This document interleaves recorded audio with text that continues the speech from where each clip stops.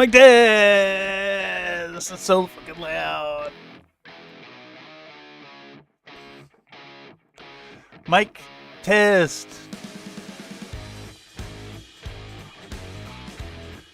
Let's drop it even further. Mic test. Testing the mic.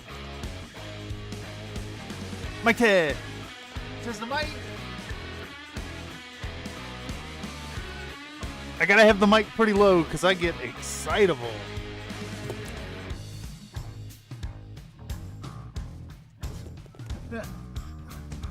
You never know. You might catch me mouth smashing angry. Yeah, let's see. How's that going? How's that going? Give it a little listen. I got to deal with the latency. Another Nate says Mike is here. Mike is indeed here. Iron Elemental says, is Nightbot here too? Testing in 3, 2, 1. If you want to test Nightbot, you need to give me a string of way too many capitals or way too many emojis all in a go. I think you need more than 4 at once. Drop like 10 emojis in the chat.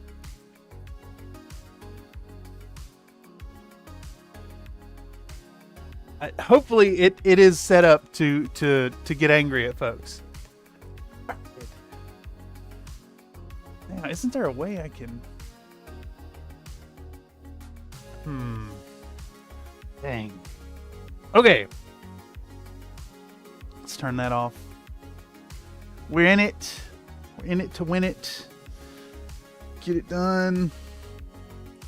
Howdy, folks, and welcome back to another Country Fried live stream here at the Bullshit Corner 2.0. My painting station is actually still kind of set up from that paint up of the Rifleman, which I'd show to y'all, but it's over there. Yeah, there it is. Wait, did it? Hold on. Did it not only warn you, but take away your post? Sometimes I even amaze myself. Stop spamming caps. Warning. Huh. I'm trying to get this Nightbot dialed in. So Nightbot should be a little less aggressive about spamming the chat. But it shouldn't be removing your comments. I'm not okay with that. I'll have to look into it. Anyhow, tonight we're going to be working on a model that I'm going to be painting up in conjunction with Flying Monkey Studios. We're going to be working on this here Reaper Dragon Summoner. I picked it up off of nobleknight.com for a really good deal, a steal even. Maybe you saw it. See, I didn't get your message. I just see Nightbot saying, at another Nate, sometimes I even amaze myself. Stop spamming caps. Warning. But I will get it dialed in. Alright, so our Dragon Summoner is a fun model in 54mm. She's 1/35th scale. So she's not quite double the size of a 28mm model. But close, really close. And oh yes, before we get started, I wanted to show y'all, those of you who was here for the Rifleman paint stream, which was what, last week, would know there was a little bit of discussion about a wet palette. You know, it might have been the after show in the Discord where we were talking about the wet palette, now that I think about it. But digressing, I bring that up because our wet palette is still moist a week later. And just to like confirm with y'all, I could dip right into this paint right now and just go to town with it. It's still, the paint is still viable a week later. So if any of y'all out there are undecided about if you need a wet palette in your life, this is a good indicator as to why they are cool. I got paints from last week's stream that are still usable.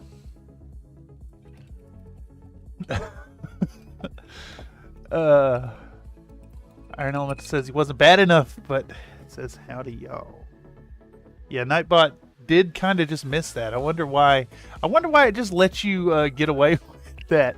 It's selectively allowing certain people to spam the chat, even though it says don't do that. Now the Nate says don't plan on yelling a lot, so it doesn't bother me. Well, excellent.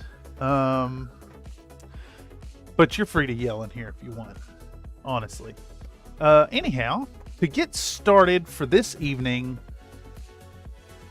I actually need my phone, and I'm not sure where I set it. Let me do this thing real quick, because I need to record this. I'm gonna have to go over to Google and say, call my phone. Let's do the whole call my phone thing. Call. You know, I lose the thing all the time.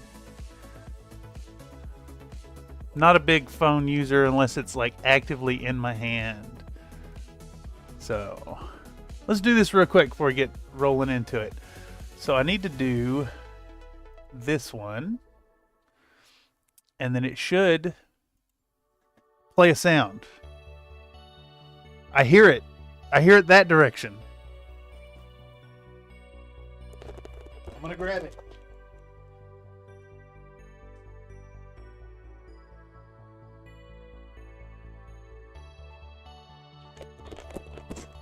Alright, there we go. Okay, found it. We can start recording. Back to the OBS. Alright, before we get started, I'm going to need to prep a new wet palette for the evening. And actually, now that I'm sitting here thinking about it, I need to hop up one more time because I'm going to need a second light if we're filming this. So let's get this out of the way and this out of the way. I got all my paint and accoutrements set up right here next to me. But I do need a second light. So let's grab that, actually. And then we can actually get started.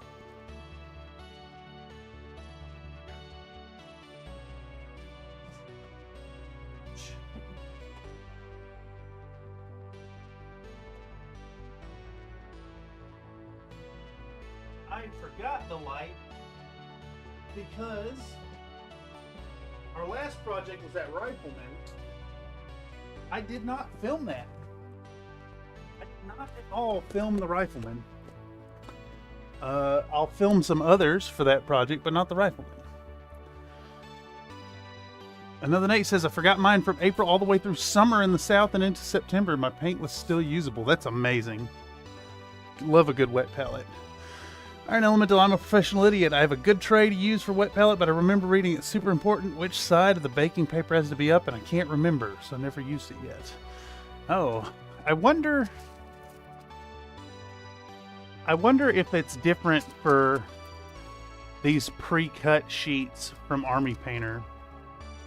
Because I've never made a distinction as to which side is up. I'm assuming you want the smoothest side up. Yeah, shinier side up. Parchment paper doesn't always have a side, but if it does, you want the shinier side up. Yeah, makes sense. But yeah, let's get started on this here project. This lady. Well, actually, you know, we gotta assemble it first. So let's do that, and then we'll worry about hydrating this wet palette. But I do want to record this, so let's get out the old recording stand here, my trusty tripod, and get set up to film some stuff.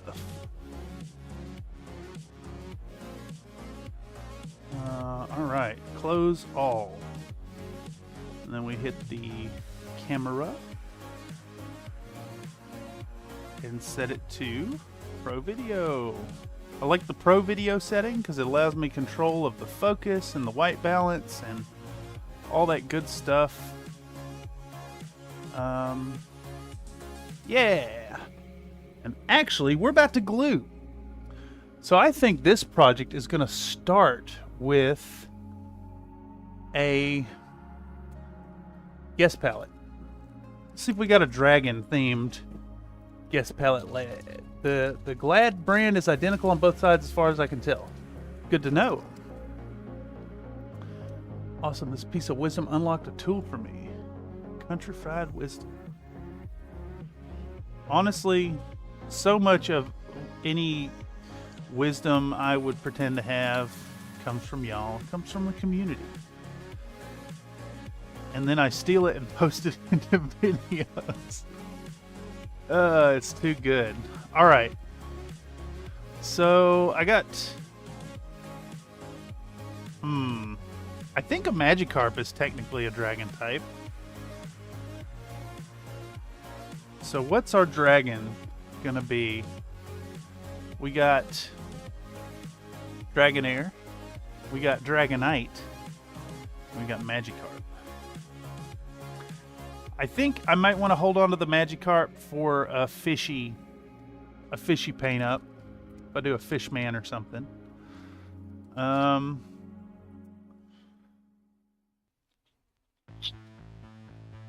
Just not sure which is which here, or which is better for it here. Dragon D. Charmander. Oh, there is a Charmander in here. It's a bad Charmander drawing, but it's Charmander. There's a Charmeleon as well. I think I'm gonna hold. I think this illustration is not up to snuff for the guest palette, so we're gonna go with Dragonair or Dragonite. And I think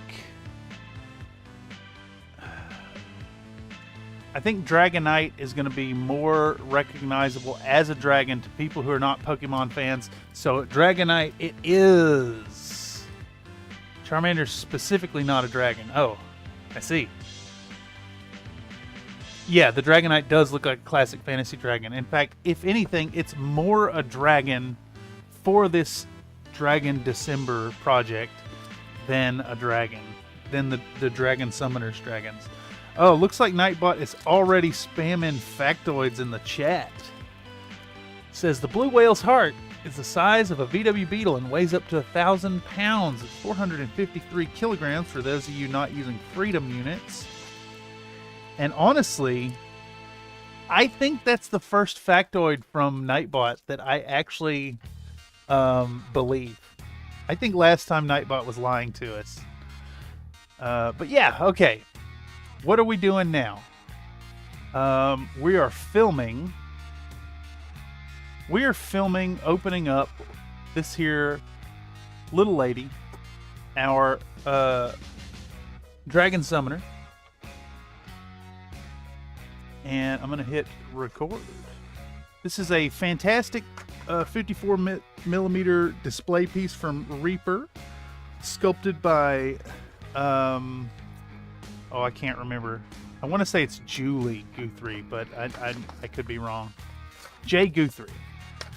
Let's take a peek at the quality of our metal model here. See how the mold lines are. Generally, Reaper's pretty good. So she's got a real offending mold line right down the leg, but it's a smooth area, so we'll be able to remove that pretty well. It looks like a little bit of the mold line is going up onto the hand, so that might be a pain to remove, but it should be fine. Should be just fine. We've got a mold line going all the way around the base. Yep, sure we do. And we've got what? I'm confused. Oh, I guess both dragons have identical wings. No? Yes? No. Okay. They're just mirrored left to right. So the one on her back gets these little ones. And I'm doing them backwards because I am an idiot. Yeah, so it should be a real simple assembly. And I'm pretty sure that this dragon that comes with the model is actually the same model that is the red dragon wormling from Reaper. And it looks like Nightbot's reminded, if folks are here and you found this via the algorithm and you're not already a member of the Country Fried Minis Discord, check out the link right there that Nightbot has shared in the chat, or the one down in description down below.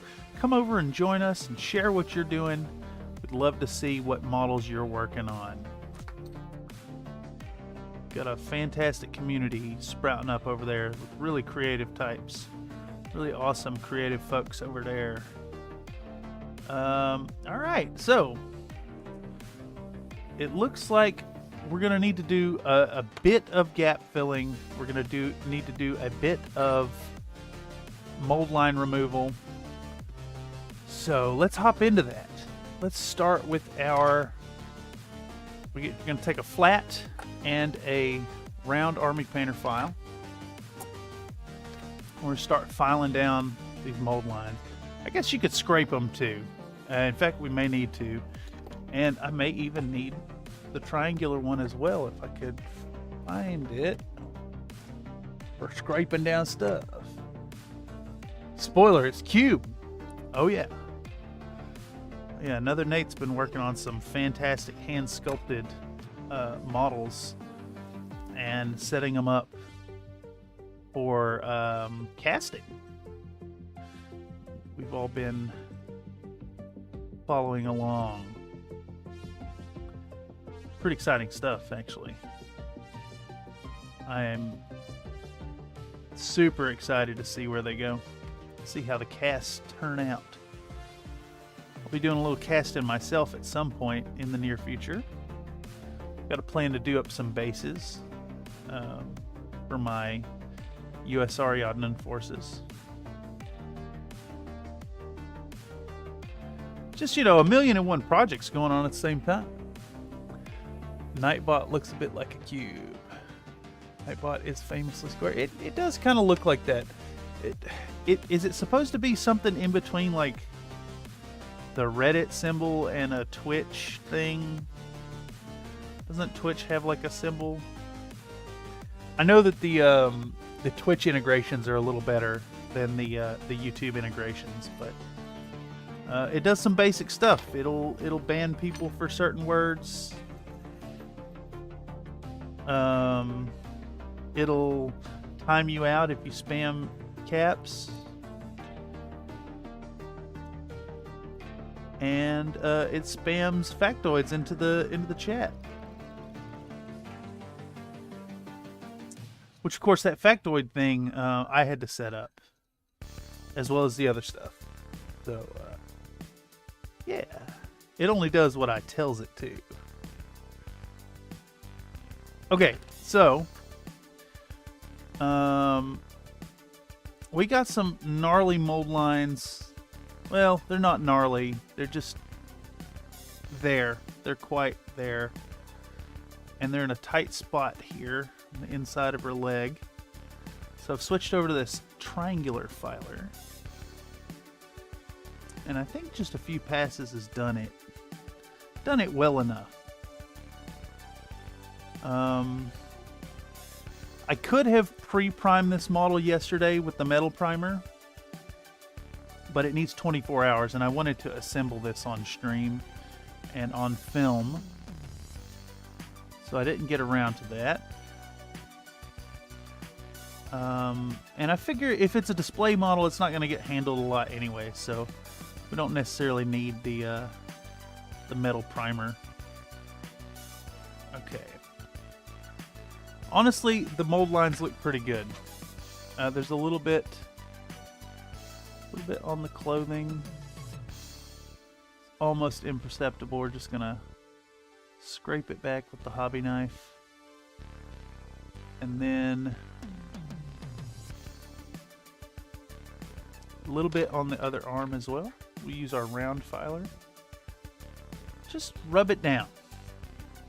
Rub it down, make that mold line go away, just like working on any other material.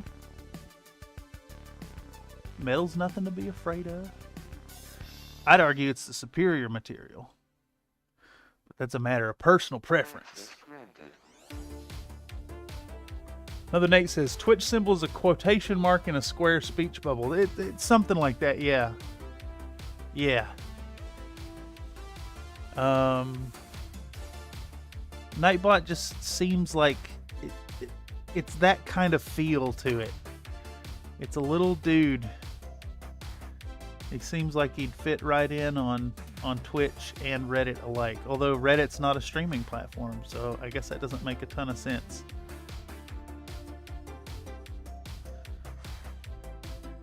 I'd say they missed the boat on that one, but you know, Reddit video hosting is really, really bad. So I don't want no dang old Reddit streaming anyways. Heck, I don't really want Twitch streaming, to be honest. YouTube is the superior platform for it. I know Twitch was there first, and rightfully so. But yeah, YouTube's a better platform for streaming. Fight me. It is. The algorithm pushes your stuff real hard when you're streaming. Your streams stay permanently in your collection. They're not just a 7-day VOD or whatever. Better platform. I mean, Twitch does some fun, like, interaction stuff that YouTube ain't got, but still, I'm quite partial to YouTube. Is that just because I sit here on the platform all day, every day? Another Nate says, neither do I, but you see it on the strings of social links. Yeah, it pops up everywhere.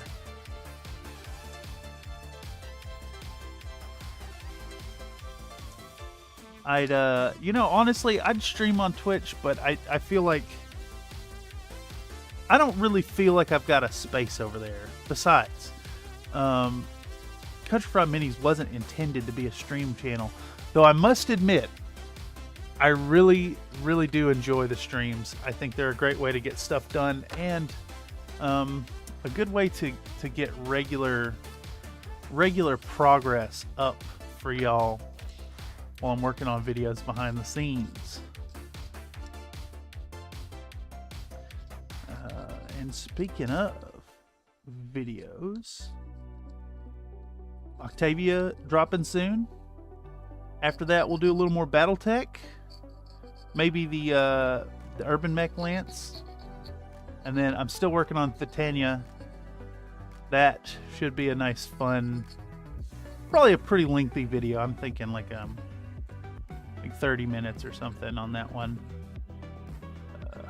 Nice essay about glazing and pinup models and why you should maybe consider painting one for your collection. But yeah, we got stuff in the works. I have signed up for all but one of my classes for next semester, and I think it's going to end with a whole lot less homework this time around, which will buy me a little more time to dedicate to y'all. Iron Elemental says, I definitely like that YouTube keeps the streams around his videos, makes them chunk watchable in my own hobby time. Yeah, that's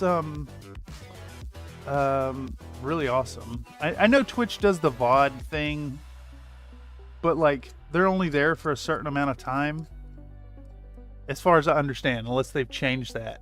But I recently was watching a it was an Arin Raw stream, and I got invited to play a little Apex with my squad. So I jumped over on that, and then, you know, afterwards that stream was still there. It was just watchable as a regular video. That was really, really convenient.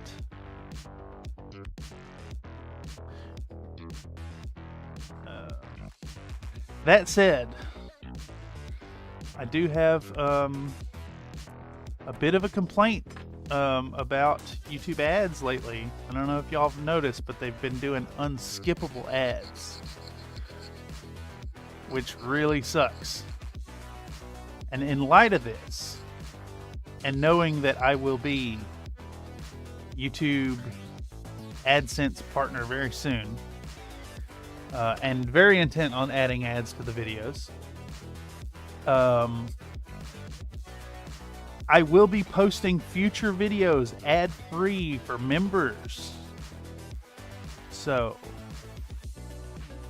for as little as $1 a month, you can join up as a YouTube member and have access to a fabulous badge next to your name in the chat, biscuit-based emojis, as well as access to ad-free videos, as well as priority consideration for community live stream events, which we'll discuss more of those in the future going forward.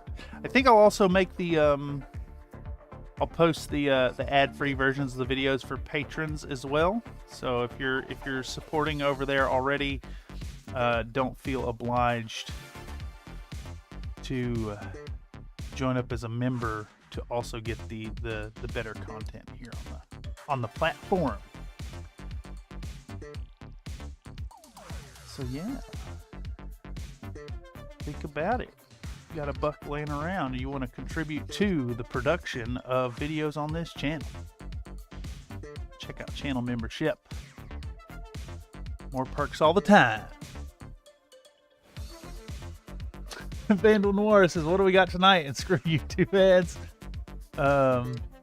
Missing a few dragon colors, by the way, black, bronze, gold, etc. Yeah, unfortunately the poll only allows for 4 options, so I chose the bestest colors. Besides, aren't metallic dragons, are they the evil ones, or is it the chromatic dragons that are evil? Is it, who are the followers of Tiamat? Man, I don't know my D&D lore like I should. Also, welcome, Vandal Noir. What do we got tonight? We are working on the 54mm scale Dragon Summoner that I've chosen for a Dragon Paint-Up Challenge collaboration. That'll be coming in January, but I want to get the model done now. I've got so many models. I'm multiple paint-ups ahead of the video production, which videos are kind of stuck in production hell right now. We got new stuff coming out. The streams will continue as well, so expect the paint stream every Wednesday night, this slot. And of course, if I can get opponents lined up without a whole bunch of technical difficulties, we'll be doing the Infinity TT Tabletop Simulator show where we play Infinity the game live, and that's every other Monday. Looking to put the streams on a more regular schedule so y'all can find them dependably.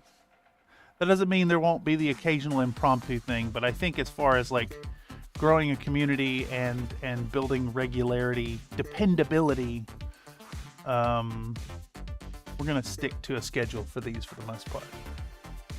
Metal good, gems, neutral colors, not nice, scaly bros. Yes, okay, that's what it was. I only know that because we were playing a campaign where we had a, oh, what was he? Used like a Dragonborn Paladin of Bahamut? I think that's what it was. And we were hunting the followers of Tiamat. Something like that. All I know is I was a kobold rogue and I had a lot of fun. I was a little shit. I played this 30-inch tall lizard dog man who was quite prejudiced against other short races. So like, I didn't like halflings. I didn't like gnomes. I didn't like kobolds. It was funny. It was an interesting situation to get your character. What's the phrase? Cashing checks your ass can't bounce. Getting us into trouble by running my mouth. Vandal Noir says, "Don't know. Only dragons I care about have names like Panther, Jenner, and Hatamoto." Yes. I've got the. Speaking of, I've got the Ironwind Metals Karita Lance somewhere. I think it came with, if I recall correctly, it's got the Wolverine with the like samurai plates on it. It came with, oh shit, I'll just pull it up, because I can just show this right to the camera. Alright, here we go. Ironwind Metals Karita box. There it is, Karita Heavy Lance. Yeah, okay. Here we go. Real fun package. It came with a Wolverine, a Kentaro, a Daimyo, and a Nodachi. All really fun mechs, all very Karita, and it also came with like a little pewter Karita medallion. Very nice set. Picked it up off of Ares Games and Minis for steal of a price. Reminder, Ares Games and Minis, cheapest price on Ironwind Metals anywhere. Unless you're buying used models, you will not find a cheaper price. Maybe the occasional seller on eBay. Avalanche, Tenchi, Spider, and Dragon 2. The one from Ares. Ooh, that sounds kind of fun. Is Tenchi Dark Age or is it Jihad era? Shit, here we Tenchi Sarna. I know I've seen it before. Tenchi is 3100. Yeah, it's a Dark Age. Gauss rifle, 5 light PPCs, and 2 rocket launcher 10s. It does look really cool. It looks a lot like a Celestial. Honestly. It's from Luthien Armor Works. I wonder if that's related to the development of those. Dark Age into Ill Clan. Nice. I haven't played any Ill Clan stuff. I'm reticent to get into it because I am very anti-clan. I'm very biased against clan tech, and the fact that everyone became clans to balance the power issues is just, oh, it's so awful. All right, I think we just about got these mold lines cleaned up enough for me to warrant just going to town on this model. You know, it's a good enough is good enough situation. I don't need it to be perfect. We're going to see how much we can get done in 3 hours. And I don't want to take all night on this section. Plus, it looks like the sculptors have done a really good job of, or the mold makers, I guess, have done a pretty good job of hiding the mold lines on the edges here.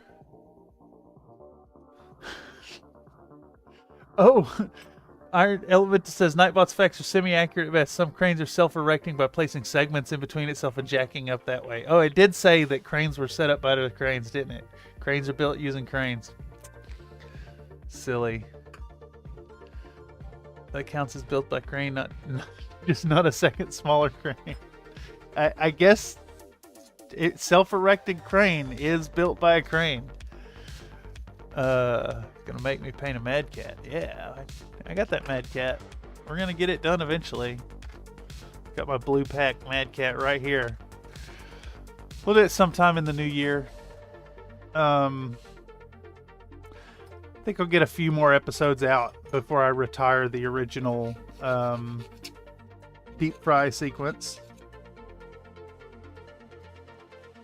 And, well, I've mentioned it before, but I need to retire the old deep fry, or I need to reshoot a new intro to the channel, because that deep fry segment is about 10 seconds too long for even a long video intro. So I want to condense what's going on in that segment, and this time it's going to be a fully painted model, so that'll be a lot of fun. Might even do a short live stream of deep frying the model over in the kitchen if I could get a decent setup over there. Okay, so I think we're ready to start assembling this lady. Let's do some dry fitting first and make sure everything goes down in place.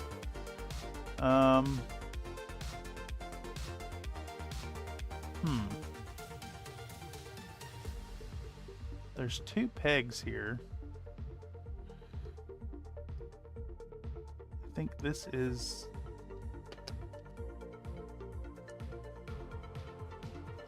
Not really sure what's supposed to happen here with these pegs.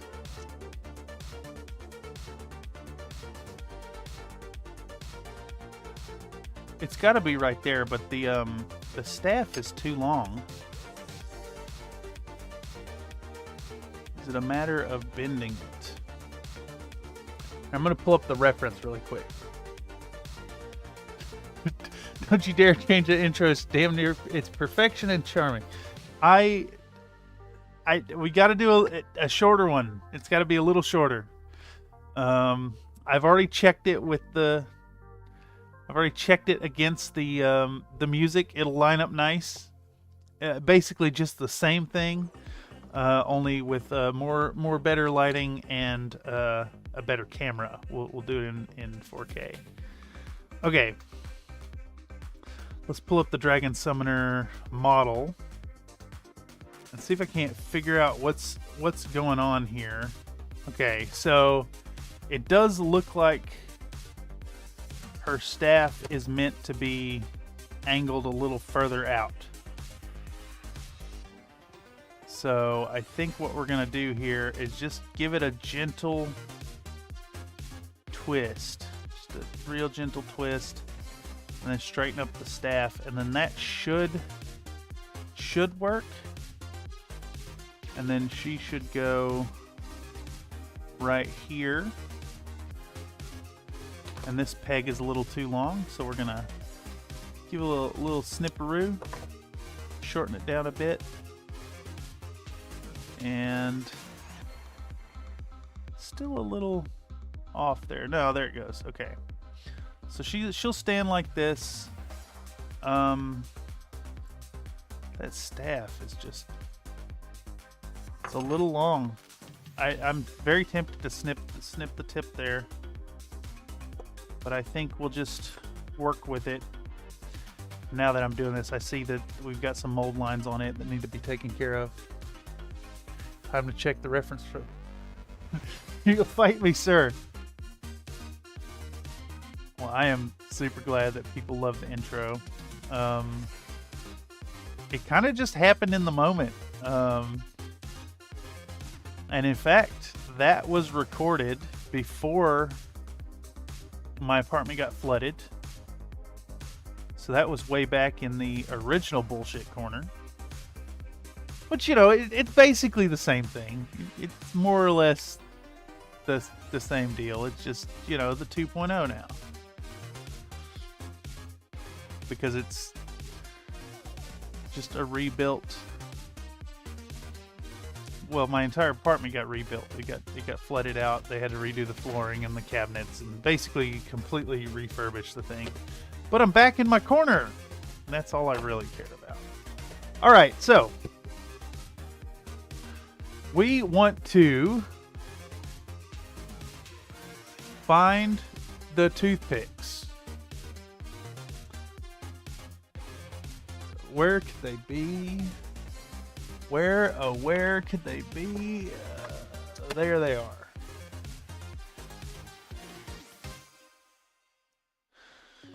If you want to rustle my jimmies when that big Locust Lab Mad Cat gets made, send that over Friday batter. Oh, how?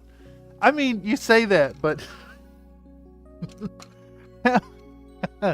how mad would you be if international package arrives, you've been anxiously awaiting it, and it shows up, and it's just like the whole thing, it's battered and deep fried. Agree. Current intro is comedy gold. It's kind of classic. Let's see. Violin bows are commonly made from horsehair. Is that accurate? I have trust issues with Nightbot's factoids. And it also appears that, well, let's see. How many facts has Nightbot dropped on us at this point? We've got 3 facts inside of 43 minutes. I think it's reasonable. Let me know if you disagree, if you think it's a little too spammy. I like that it gives these factoids. I think they're fun talking points during a stream. But I want to hit a nice balance, that they're not coming too quickly.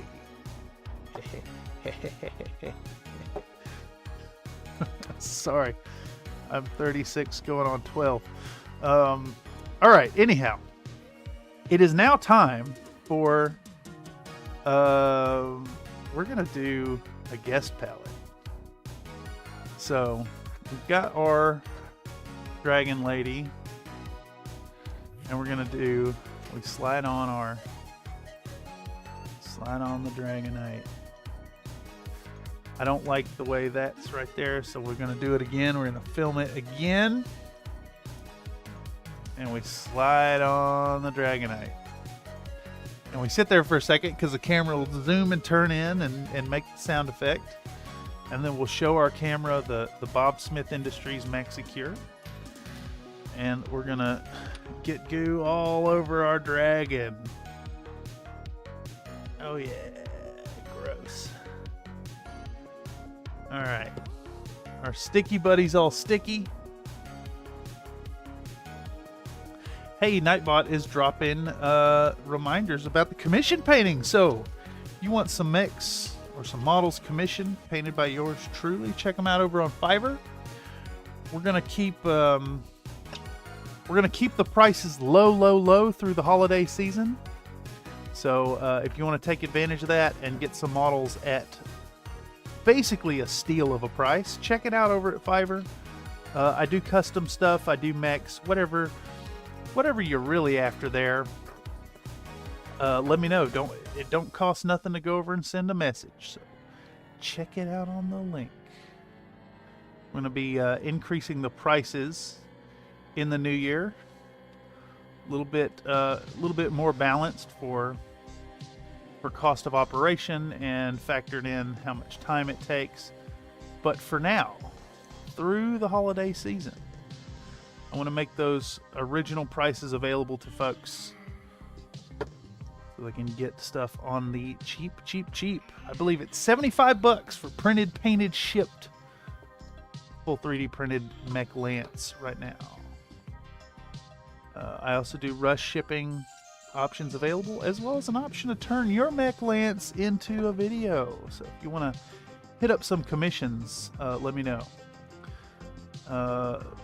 Projects definitely negotiable. I'll even do big mech things like the Hunchback, but then you're talking a premium at that point. All right, so we're gonna start gluing our little dragon lad together with the help of our guest palette dragon lad. Just dollop of glue here and there. Try and get the camera to focus on it. I hope y'all can see all right. I think this new overhead camera setup is gonna work pretty well, to be honest. It seems like it's going okay. Don't hesitate to let me know if it's getting out of focus really bad, but it seems like a good position for it. Bando Noir says the horsehair thing is 90% true. Some are made with the teeth of like humpback whales or whatever in Japan. Yes, whaling is still an industry. Sad factoid. F and Chad for all the dead whales. Here, I'll do one. God, it's sad. F and Chad for whales. Alright, so we're getting this thing assembled. A little bit of glue. A little dab here and there. This is... You know, it's a bit of a shame that these Reaper models are so fun and characterful. Because they're just... coming at this from a purely like algorithmic mind, they're not going to do well. People aren't going to click on them. I think Edna was my lowest performing video, or one of the lowest performing videos, and it was definitely one of my favorites. That said, not going to give up on the Reaper stuff. I'm going to do fun Reaper models every now and then. I think it's good content. I think it's quality content. Maybe not what folks are demanding, but models that people should see. Because really, this is the real stuff. This is where you wouldn't have your games workshop without stuff like this. Without fantastic stuff from like Ral Partha and Grenadier. Without them classic RPG models. Although this is a weird scale compared to that. I'm pretty sure those old ones are like 18mm scale or something. The old early 80s Grenadier models. Not sure exactly who started the 28mm thing. Might have been Games Workshop. Alright, so I don't think we can glue this down just yet. We got some gap filling we need to do here.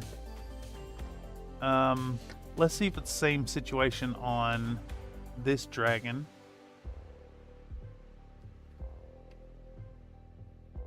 Get the wings on it and see how bad the gaps are. And then once we get these gaps filled and the parts glued together, we'll hit them with the airbrush and we can actually start painting. How far? We're almost an hour in. But you know, that said, I enjoy these streams for the truth of the painting. Y'all are seeing in real time what's going into the pre-production of painting these models up. There's a whole lot of editing that goes into the full production models. And, you know, how often do you just share pictures of the final project? Like, who's actually seeing the this part, the assembly, the mold line cleaning, the priming, all that boring stuff. So we stream it. We stream it to keep you company while you're doing your boring hobby stuff. Alright, that gap looks like it's alright, actually. The super glue looks like it filled it pretty well. I think that one will paint up really nice. So we might even just glue the dragon mistress down on the base. Yeah, we're just gonna put her on the base. And we'll keep this dragon separate while we do a little gap filling. So let's put the glue on her feet. I think is gonna be the way. And this will be a good application for something like 5-minute epoxy or JB Weld. Something like that if you're not just using super glue, but super glue is fine. You know, this is a model that's going to be a display piece, basically. It's not really going to get handled. I think we want a little extra glue on this foot here. Alright, let's get her in place. I got a bit of a surplus of glue here. Gel super glue is great for minor gap filling. Yeah, I think you're right. And this one's not quite gel, but it is the Bob Smith extra thick. So it's got a little bit of the gap filling properties. Okay, so we've got Our Lady on the base. Looks like there's a hole in the middle. I'm not sure what that's from. I'm gonna fill that as well with the green stuff. But let's get our Dragonite off to the side. And we're gonna do a little gap filling. Okay, so for that we want our Gale Force 9 green stuff. I'm almost finished with this pack. We don't need much. About like that'll do. And then a similar amount of the blue. Now the beauty of Kneadatite here is you can adjust the ratios a little bit depending on what you want out of it. And in this case, I've gone a little heavier, just a tiny bit heavier with the yellow to make it a little softer. And we're just going to smush it together. Let's see. Do I have a handy container for a little bit of water? I think I do. See if we can't get one of these. All right.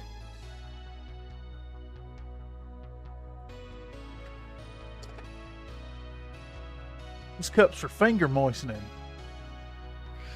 Keep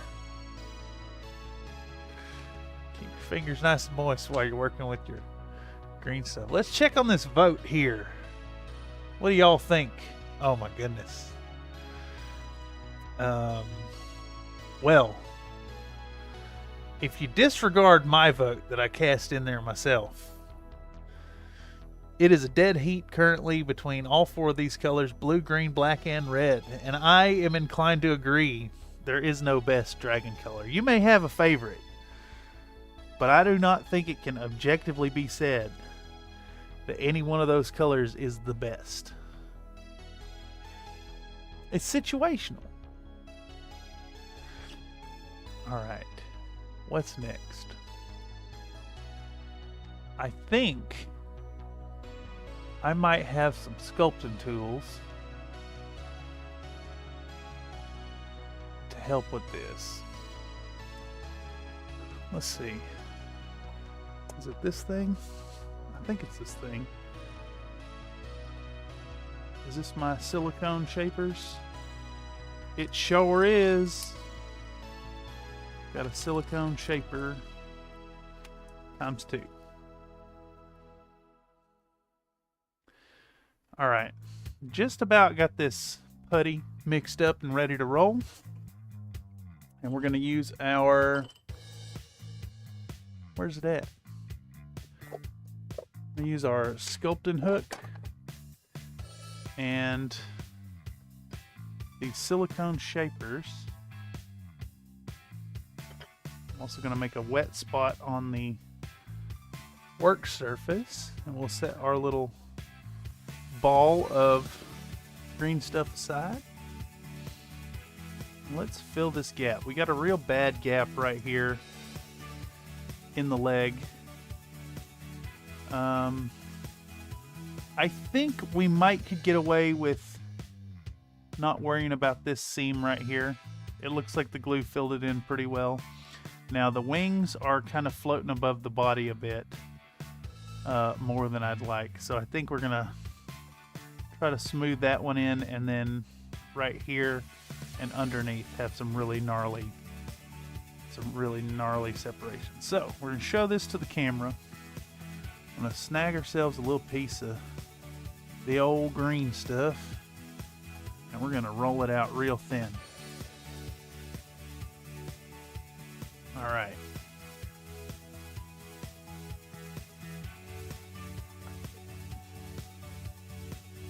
And with that, get our sausage ready, and just set it there. I always find that this part of preparing to sculpt sucks. Just trying to get it to stick where you want it to. We're going to switch over to our silicone shaper. And we're just going to start nudging that green stuff into that crevice. It's a little too wet, but it's fine. I think this thing will really help it go into where we want it. I can't remember where these silicone shapers come from. I believe they're another get from one of those Amazon return stores that popped up all over Tennessee while I was there with my folks. So that it definitely means that this product is available on Amazon. Not that I'm saying always go to Amazon for your products, because, you know, you're feeding into the corporate beast there, but it's fine. You need to save a few pennies and have it shipped to your door. That's fine. Ain't nothing wrong with it. Okay. But yeah, the silicone shaper is really nice for this. It's a nice sharp tip. As long as it stays moist, the green stuff don't really want to stick to it at all. And we can push it up into them seams real nicely. Let's take off the excess green stuff here. And we got a nice filled gap there. Now, if you don't know, green stuff is really good for gap filling in a hurry like this, because it don't change shape, it don't shrink, it stays the same size. So when I go to prime this model, obviously I'm priming it while the putty is still wet, and it's fine because it's not going to suddenly change shape and make things not work. So in a situation like this, where you need to get painting on it immediately, green stuff's especially good for that. We're just going to work it in. Happy little gap filling. Alright. We got another real gnarly spot right there. Do you know of Vallejo's plastic putty? It's a white acrylic paste in a tube, dries quite fast and barely shrinks. I have yet to try it out. I have, actually, I think I'm thinking of Tamiya's putty, but I bet it's kind of the similar stuff. Tamiya's comes in a tube, and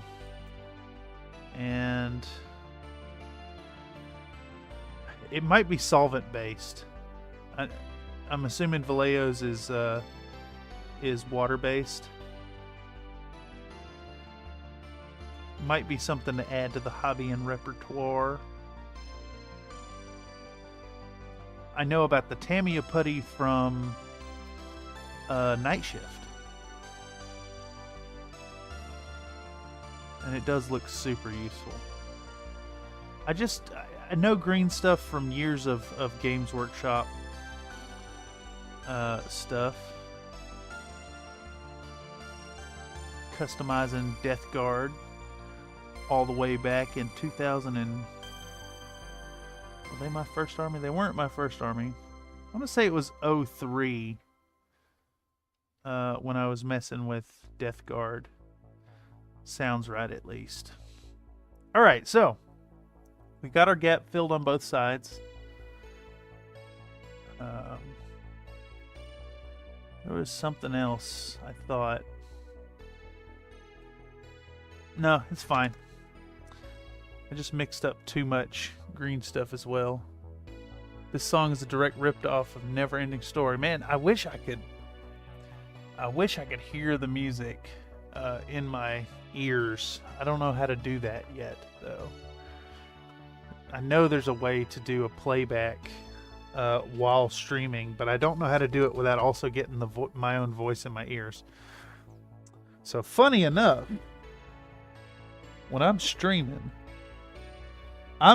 over here in complete silence. Alright, so this lady also has a weird hole in the base. I'm not sure what that's about, so we're gonna push a little green stuff into that, and we're gonna smooth it on with our silicone shaper, and I'm gonna really press it down and try to remove some excess, or at least spread it out.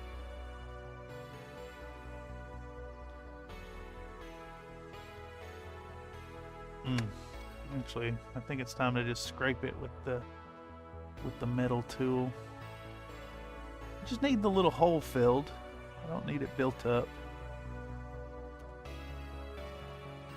There we go.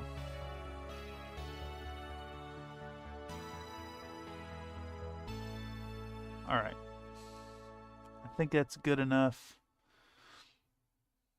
And then also, Tamiya stuff, I haven't found in shops yet.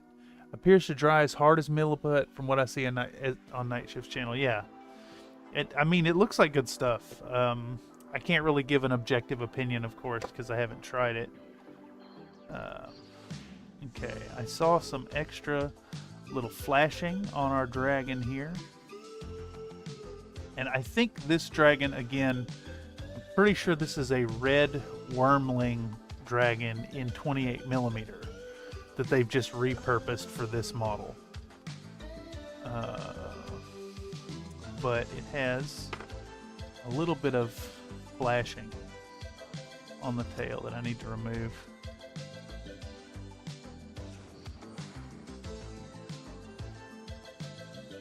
Okay. Alright, I think with that, we're ready to set up our dragon. Although, I think because it's separate already, might just keep it separate. Oh, I see what yeah. Would love to try it. Yeah, it's, I don't know, is it a pain in the butt to order things, to order hobby supplies in Europe? Is it better to just go for, is it better to just buy things at stores instead of trying to order online and sometimes deal with ridiculous shipping? I would assume so, at least.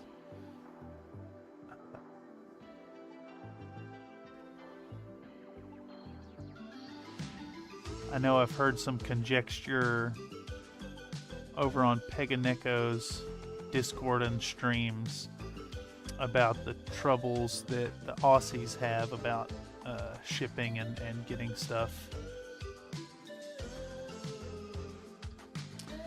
Alright, so we had another little gap right here. The wing didn't quite line up, so I'm gonna push a little bit of green stuff in there and then try to make it seamless with the body. Just want that wing to go all the way down.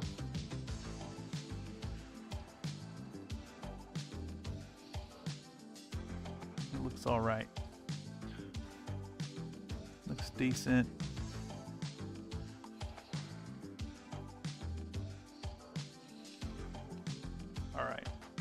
And then it doesn't loop around underneath, so I think just smushing it in the one side is going to work just fine. All right, so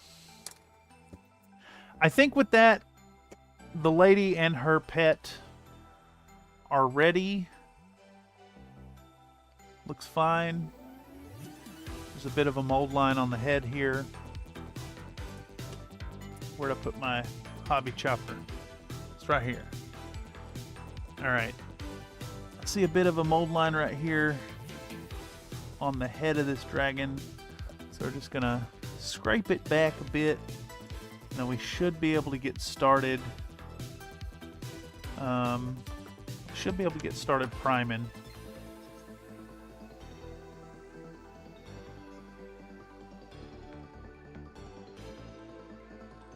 I'm actually thinking,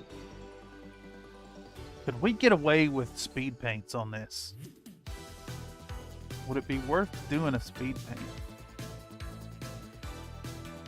I wasn't happy with the speed paint on skin last time.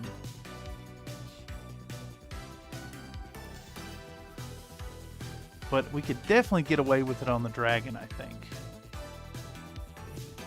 I think so. I think it'll look just fine because it's got so much. Shipping is a pain indeed. Often stuff is imported from outside Europe, then it gets insane quite fast. Got to stick to web shops based in your own country to evade that. I live in a small country. Yeah. Yep. Definitely a case to be made for the FLGS there, or your local hobby center. Either way. All right, so I'm going to put away our files. We're going to put away our sculpting toys.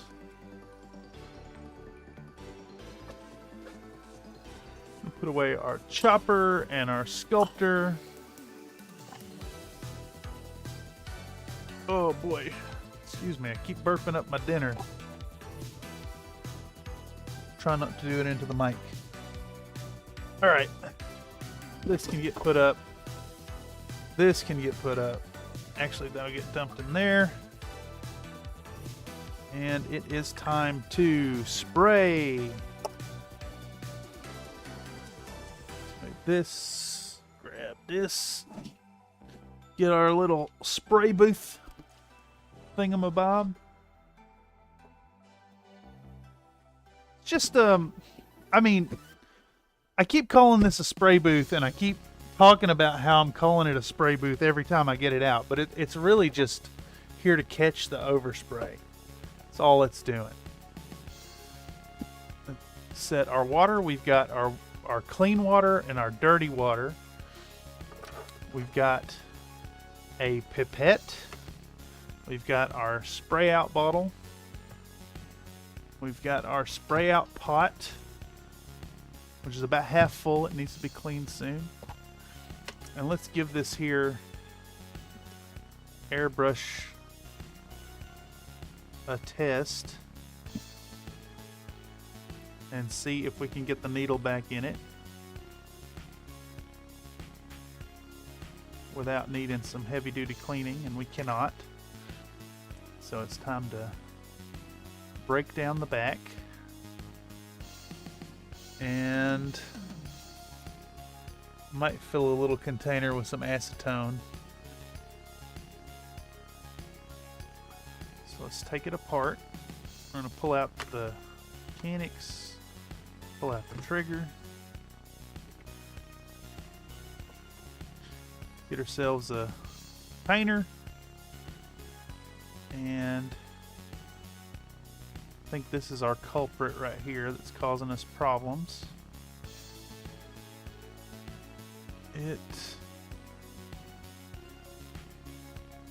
Yeah, that's the problem for sure. So, for that, we can get out our acetone and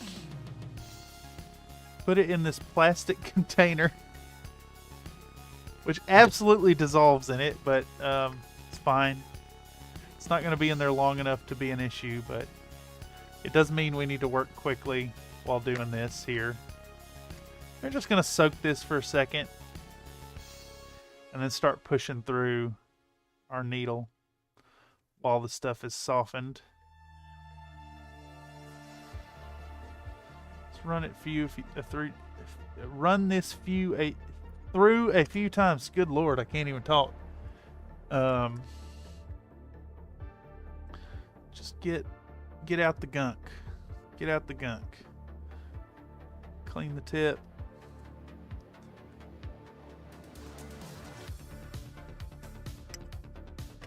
Go from both ends, I think. We'll push the needle through backwards now. See if we can't get that gunky mess out the end. Now, if I took the time to actually properly clean the airbrush during streams and whatnot, this wouldn't be such a problem. But I'm a negligent hobbyist.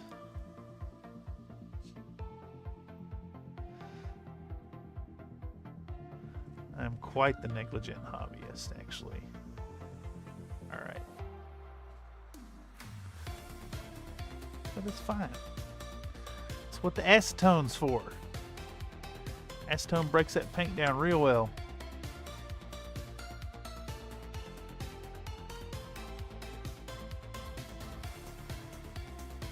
And it should work just fine. Probably need to clean the nozzle sometime real soon. Honestly. Yeah, here we go. Get this going. It seems okay. It looks pretty clean. It should be clean enough. I'm hoping at least. So we're going to put this thing back together. Get our spring mechanism here. Put it in there. Put our trigger, which is actually pretty yucky. Trigger's pretty yucky, actually. So let's give that a clean. And I think we've hit about the upper limit of what this little cup is going to take before it starts breaking down itself. Just about. All right. Get this clean. Clean enough. Because we're about to get it dirty again. All right, a little acetone on the needle tip.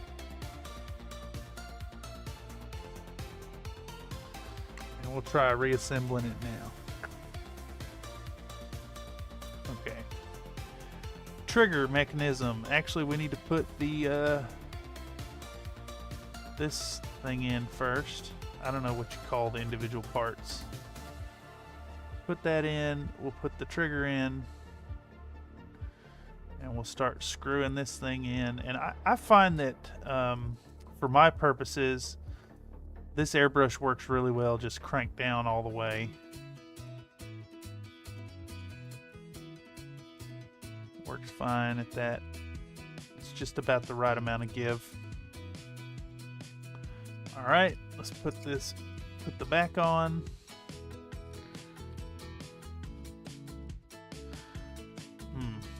It's not quite. I done returned. Welcome back, another Nate. We're just about to get started on the airbrushing. I had a bit of a clog because I am negligent in cleaning up my airbrush at the end of a work session. Yeah, dude, that just hit it with the acetone, runs smooth, working fine. Action is nice. All right, so with that,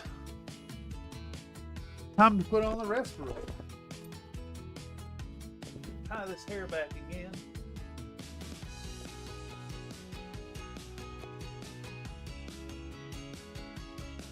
Get this thing put on.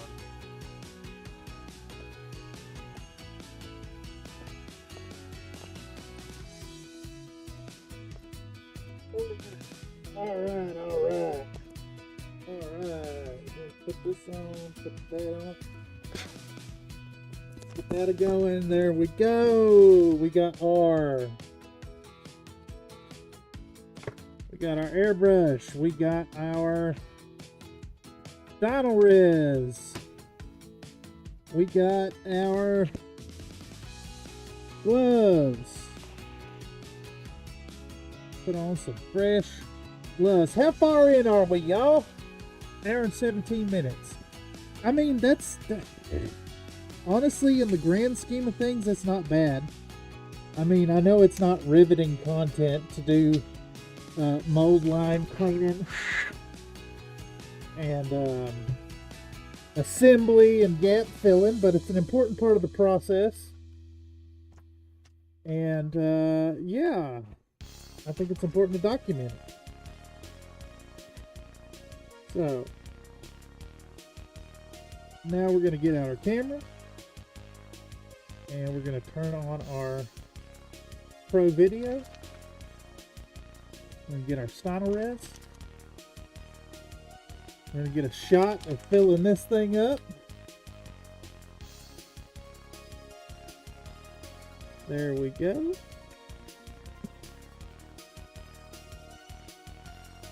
We're going to get our dragon lady and her dragon. And we're going to see if I can't snake my foot over there, and I sure can. I'm going to put on this here airbrush thingamabob. If I could get the dang thing on there.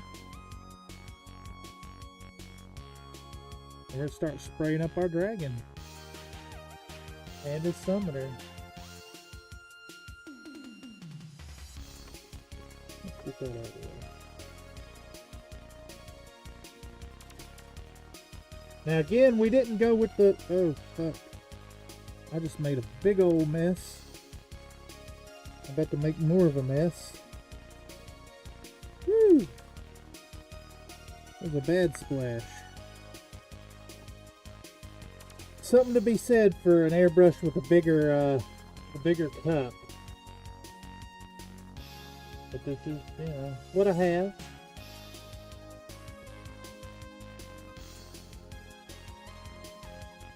So we're just going to go around this lady in a few passes. I'm going to try and keep our application light.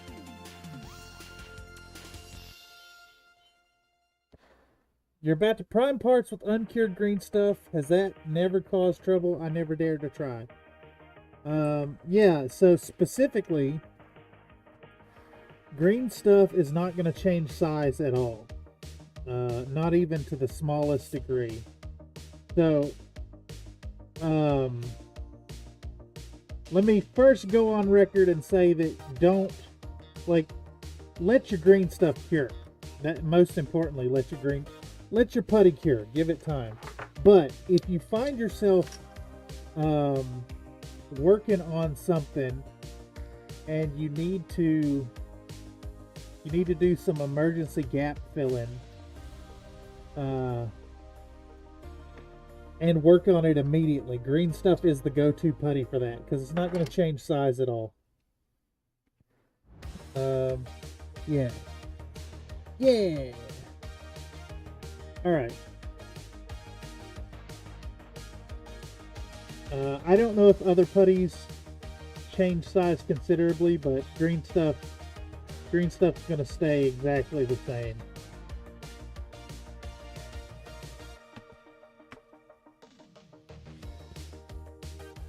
You said that one of the other types doesn't shrink much. Green stuff doesn't shrink at all. So the long-winded answer was that, and the short answer to what you asked is yes, absolutely. Green stuff works fine if you need to get working in a hurry. Ooh, what was that?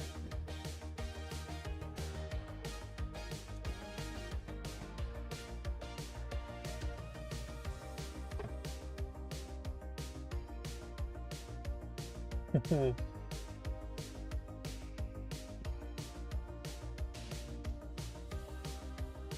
have so many notifications to deal with.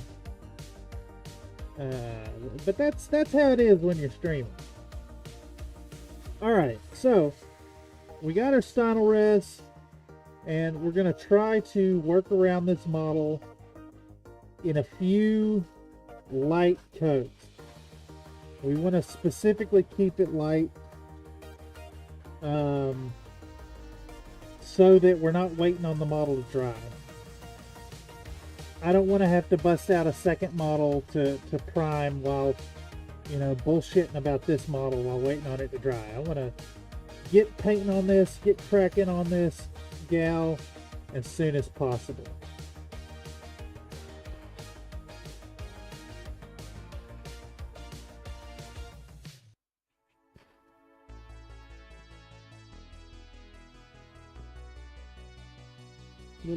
Little bit of priming, priming model. Prime is dragon. I think it's time to refill again.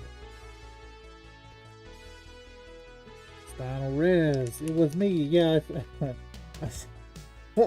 I synced that, Nate, and I'm quite interested to read what was posted. Might have to take a two here in a moment. I got some other folks responded to some questions about what's the best dragon. Oh, we have another vote. Who pulled ahead? We are tied between blue and red. Red versus blue. Ooh, that'd be a good diorama, wouldn't it? What about you do a diorama of Blood Gulch from Halo 1, and there's a giant red and blue dragon fighting each other, kind of where the bases are, shooting fireballs or whatever at each other. What kind of breath weapon is a blue dragon? If any of y'all know. I sure don't. Alright, man, Stynal res. I do want to take a moment to say that there was a bit of a learning curve for me in learning to use and apply Stynal res primer properly. But damn, is it not? It is. It's good stuff. Lightning and fireballs. I feel like that's a. Is that a Braveheart reference in itself? What was it in that movie in Braveheart that he'd William Wallace would defeat the English with, what was it? Fireballs from his eyes and lightning bolts from his arse. I don't know about you, but shooting lightning bolts out your butt would be a pretty fun superpower. Imagine calling down the fury. Oh my god, that was a bad spray. The hell happened? I think I just shook some paint over the end of the nozzle there, and it sprayed out in a displeasing fashion.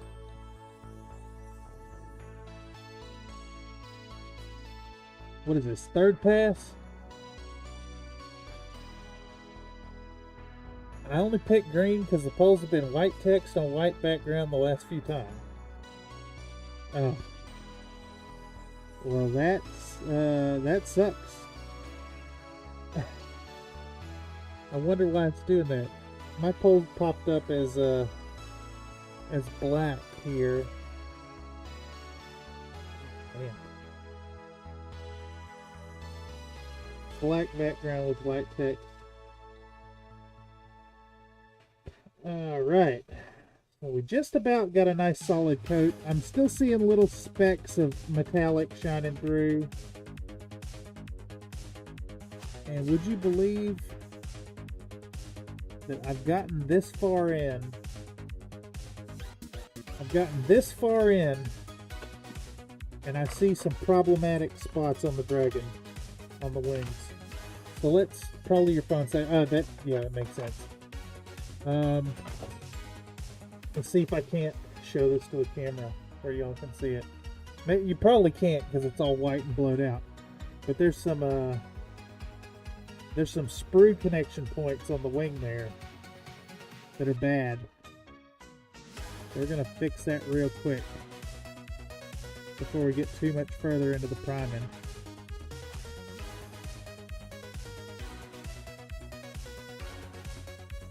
Better to fix it now than end up with a real ugly spot later.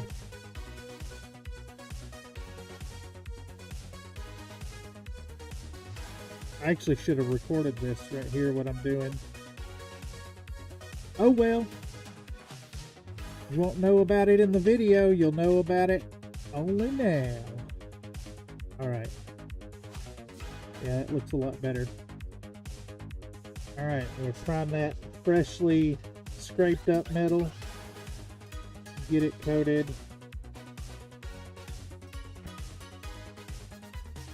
The dragon needs especially to be coated very nicely with solid. Yeah, the poll showed up blank until I voted. I used the Discord picture for reference to pick red. Oh, interesting. It could be a YouTube-wide problem for the phone. Thanks for letting me know. Nightbot claims that Valentine's Day in South Korea is a little different. Only women gives gifts, not men. How far in are we? Hour and 29 minutes. It's, you know, honestly, I think the Nightbot spam has gotten a little better. I did try to dial in the timers. Like, so there's two settings for the Nightbot timers. You can set up Nightbot to give commands to do, you know, say text lines or enter commands with a certain amount of frequency, but also set it to where it only triggers the timer if the chat is moving at a rate of a certain number of lines per 5 minutes. So it's kind of hard to pick out. Like if the chat's really popping, it'll spam for the Patreon. If the chat's popping off but isn't like record numbers, then it'll spam about the merch. If there's a few people in here chatting, then it'll talk about the Discord, for instance. Yay for sanding sticks until you use them exclusively 2 hobby nights in a row. I need to get some sanding sticks myself. There are definitely times when these files just don't cut it. I mean, not literally. They'll cut through it fine, even metal. But there are definitely times when it's not ideal. Sorry, I got distracted by the date on the bottom of this model says 08. It's a 15-year-old sculpt.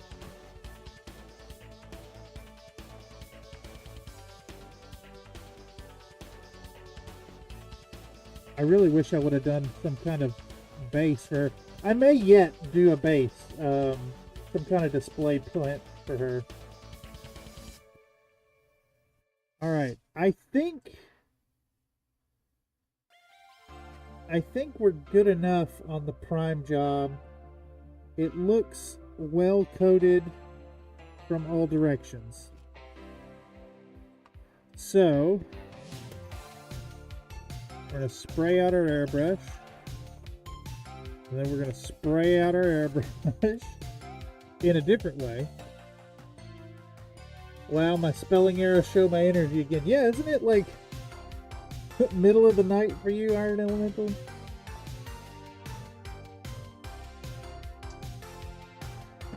I appreciate you being here and chatting.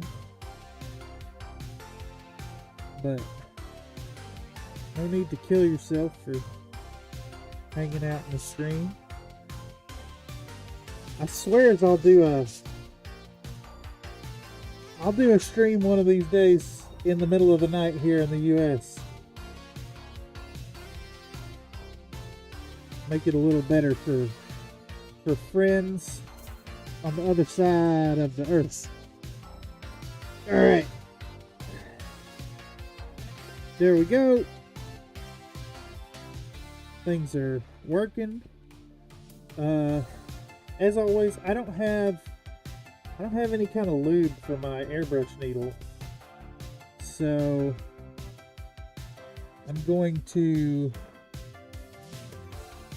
take my leftover acetone here, and I'm going to clean up this needle, and I'm going to leave my needle out of the machine, of the brush. And it lives over here on the corner of the desk, right on the corner, right there, and the needle goes right with it. Nice and dedicated spot. We're gonna pick up my jars.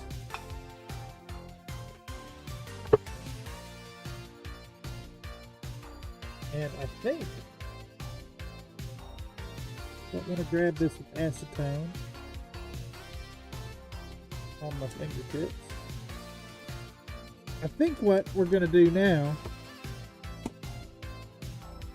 is take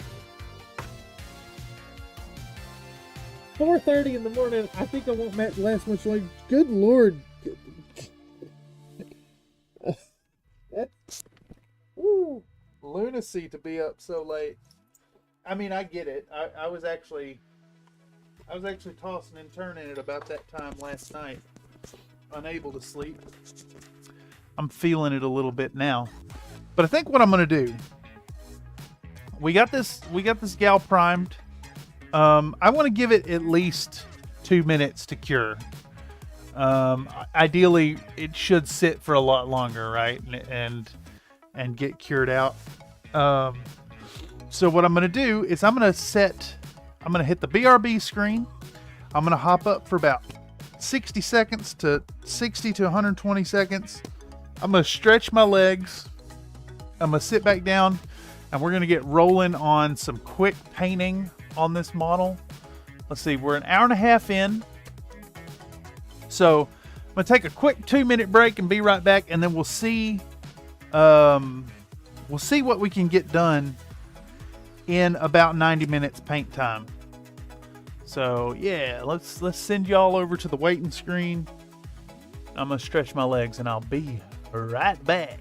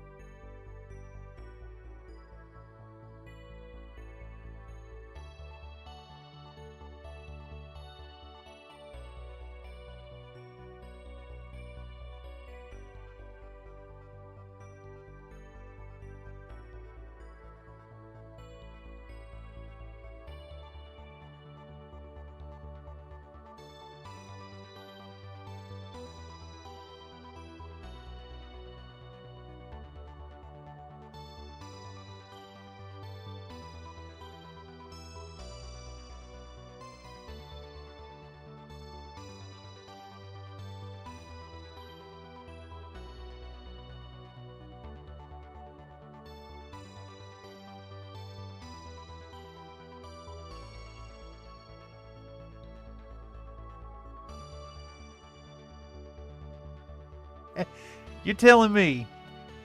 You're telling me. I've been talking this whole time, going on and on, and on and on and on, and my audio's been muted. Damn. I dropped the ball on that one, y'all. So yeah, I've been waffling on this whole time. Yep, sure enough. Yeah, I muted the mic when I stood up. And there wasn't no audio coming through. You missed me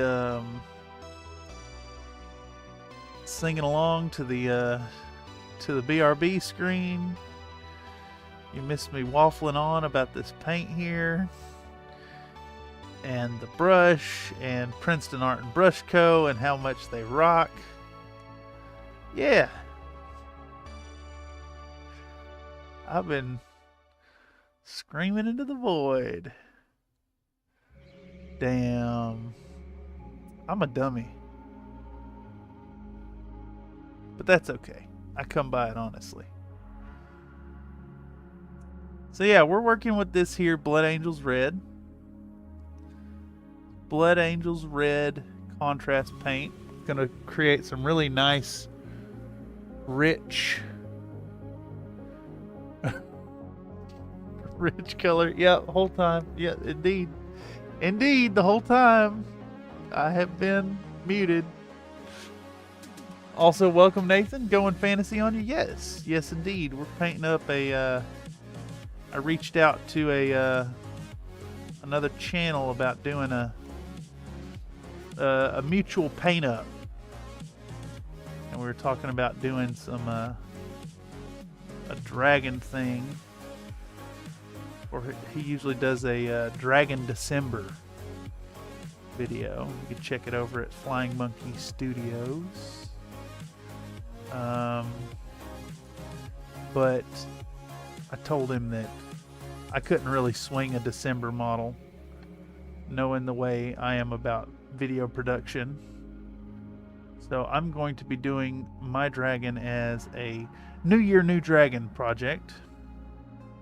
And I chose the Reaper Dragon Summoner instead of just a dragon. So I went for this fabulous model, this 54 millimeter lovely sculpt, and I got a really good deal of it over at Noble Knight Games. It's Space Dragon. Also, you need to take a night off, dude. You think so?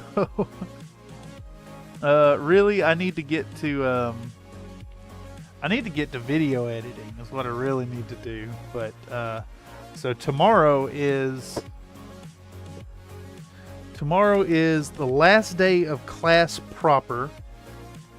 So that's going to help a lot. Last 9 a.m. day on campus for this semester. And then we've got our gallery reception for the class art show right after, at the end of the day. So it's like 9 a.m. to 5 p.m. ish tomorrow.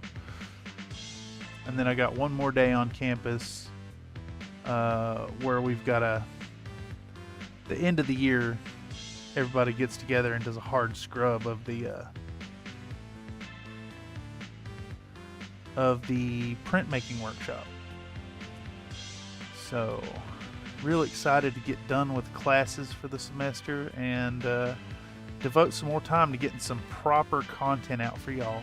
I am aiming for at least 2 videos in December. 2 full videos, that is. That's in addition to the live streams. So count on the Wednesday night live streams. And keep doing these. These are a lot of fun. Space Dragon. Swords and spaceships is the jam. Art galleries are an advertisement for white paint and harsh lighting. Yeah. The Martin Wong has... It's got decent lighting. It's got a... there's a row of windows, so we get some natural light in there, but it's all track lighting. Unfortunately, it's set up for like 12 pieces proper, and I think there's 16 of us in the show, so a couple of us are having to share track lights. But one of the students put this really fun piece in that's like he does animation, so it's like a hand-drawn / painted static background, and he's projected a character that he animated onto it. It's really neat. It's like a blend of virtual and IRL space. Some neat stuff in there. I think I shared some pictures over on the Discord. I know some of y'all are aware of it. Some of the neat stuff in it. One of the students did as like an alter ego that she portrays herself as in self-portraiture, and she hand felted a stuffed animal type character. Thought that was really cool. It's all over the place. There's no real theme. It's just like people's individual art styles. It's a cool show. If you're in the San Francisco Bay Area, if you're catching this via the algorithm, and you're in the area this week and next, I think, check out the Martin Wong Gallery at San Francisco State University. No admission, just go on in and check it out. I think there's another exhibit of other students' work at the Stillwell, which is also on campus. Yeah. Also, shoot me a message on Discord if you do that. I'd be more than happy to show folks to the SF MoMA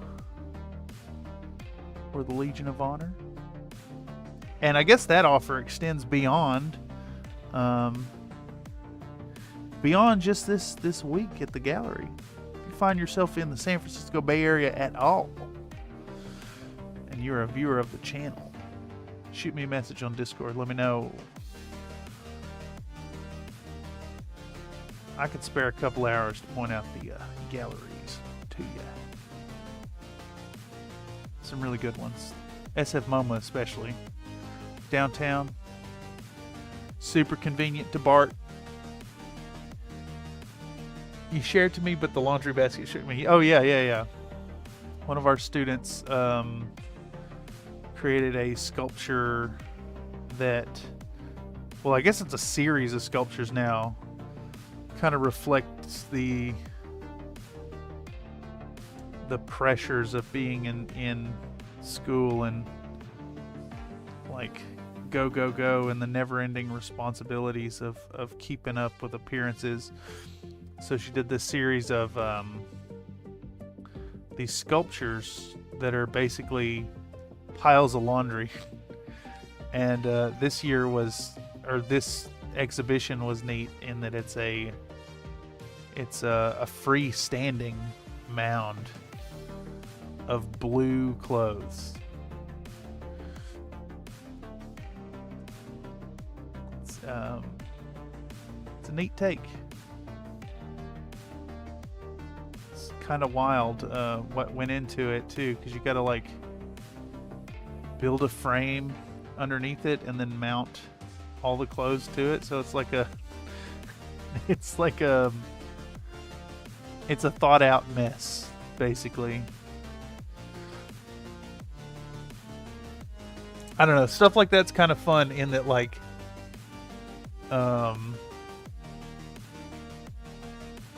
what even is art? Like, where do you draw the lines?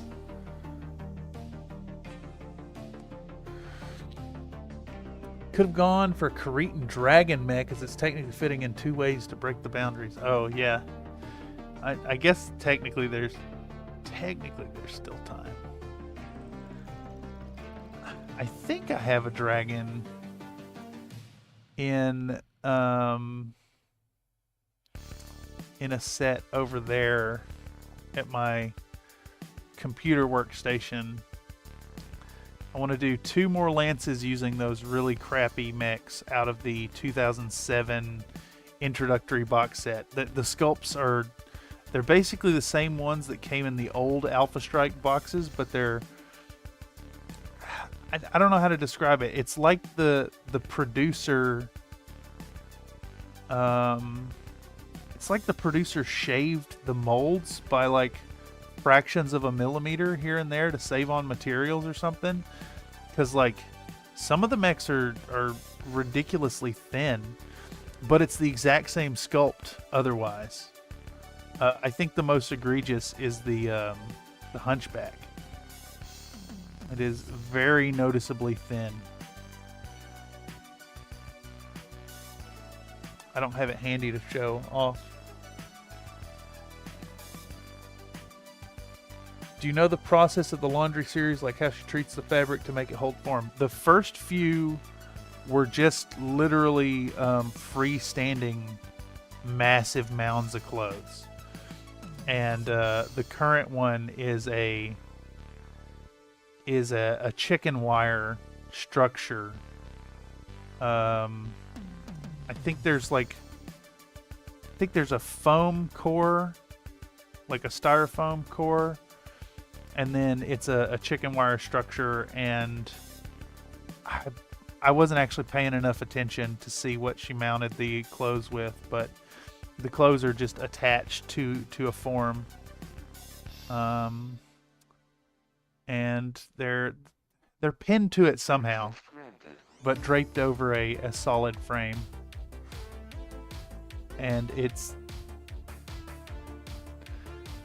I don't know, it seems very fitting for student art gallery that like in the center of the exhibition is this mound of clothes, the freestanding pile of mess.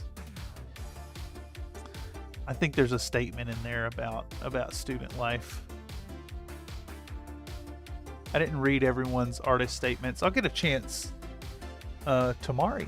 Tomorrow evening is our official reception. So yeah, I think it'll be up for another week before it gets taken down. We got some photographers who did some really neat stuff. One of the students does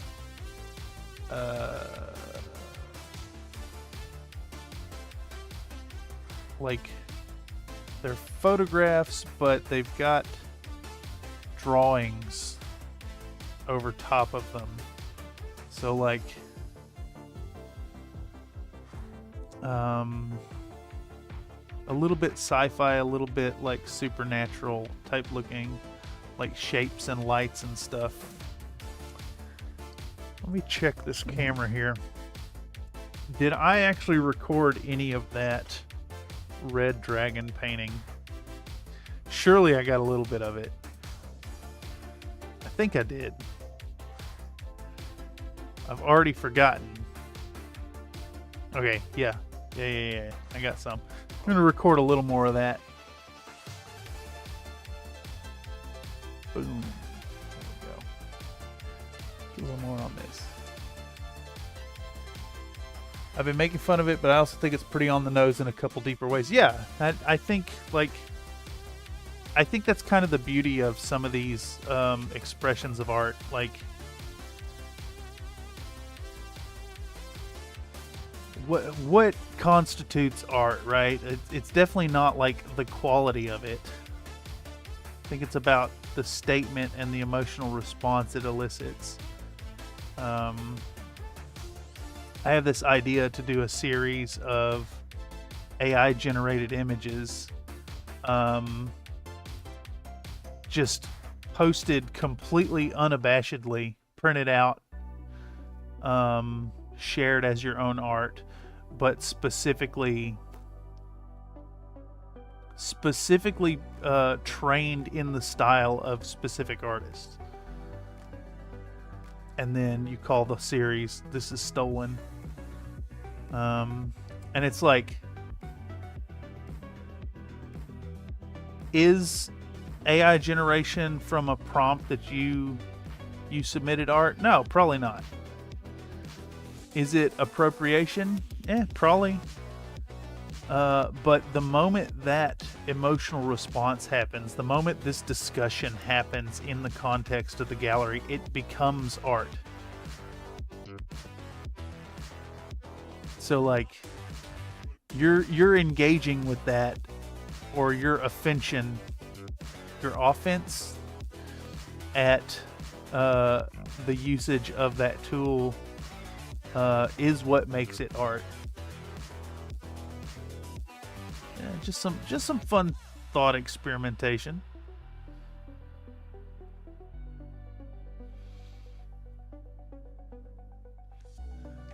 I actually wanted to do that for this gallery, but I thought it would be a little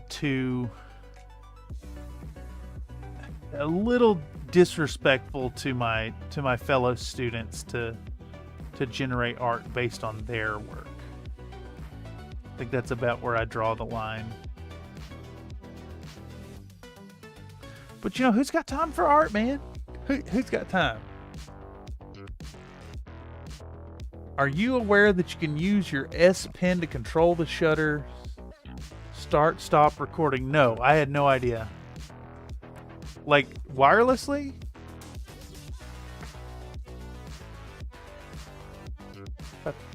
Let's see.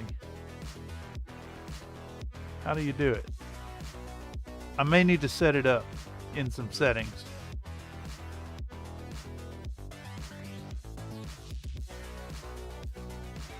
But no, that is kind of awesome.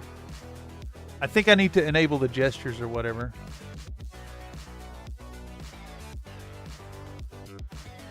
I think AI art would be fun if you control the source material, like take Brahm and plug and only feed that and see what the machine draws is coming. Yeah, exactly. That's kind of what I was thinking. Is you basically would do. Imagine, let's not even say Brahm and plug. Let's say you just took Brahm and you fed all of Brahm's work into it, and you generate a whole gallery exhibition of art that's basically Brahm's art generated by your own custom build of like Stable Diffusion or whatever, and you unabashedly and brazenly present that as art, and that the discussion, the outrage that would cause is the statement, is the art. And I don't know, that's something I've been toying with for like if I go on to grad school to make like a real deep thesis on that. But man, grad school's expensive. And like going to grad school for an art degree, what you gonna do with that? You get a job with that art degree? You work in a museum. You could teach art.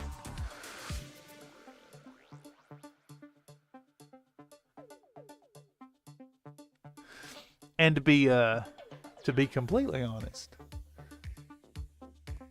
I hope that this is what I'm doing, honestly, career-wise. I don't need much money.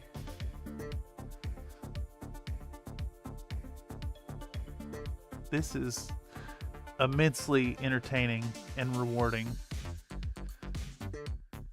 Making content here for y'all. Is it for y'all or is it for me? Is it both? So to make that on point, it would need to be Brahm that did that. Well, I think that you would want it to be Brahm. You want it to be that specific artist, and that someone else is doing it and brazenly stealing it is the statement.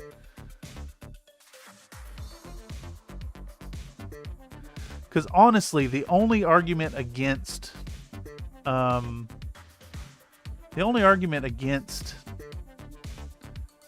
taking and making derivative art using AI is one of a capitalistic nature, and I want to challenge that. Another Nate said, "Click the button." Yeah, I tried to click the S Pen. I think something's either wrong with my S Pen, or I need to change some settings to get it to recognize like the gestures or something. Or maybe it was because I was already filming in the moment. Iron Elemental says, thinner plastic parts cure faster in the mold. Could have been a decision on time investment in mass production. Oh, yeah. About the 2007 Catalyst introduction box. It's heinous.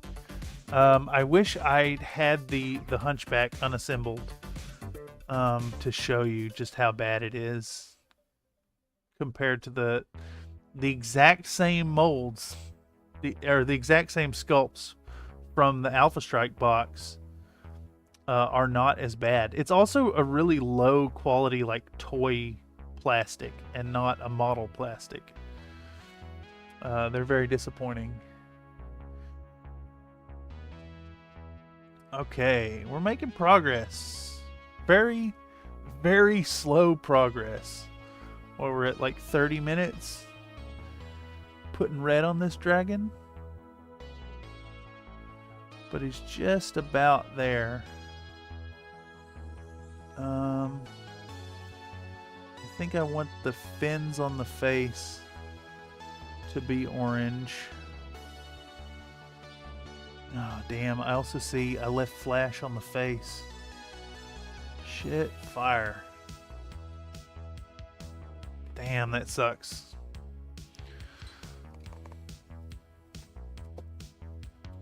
Let's get rid of that. I left flash on the face. That is a really bad time to notice it.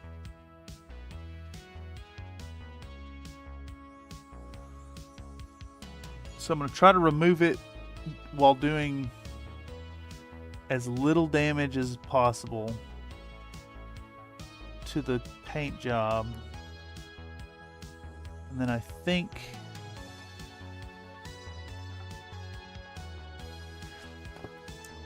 the little specks of metallic are light enough that it's not going to affect it.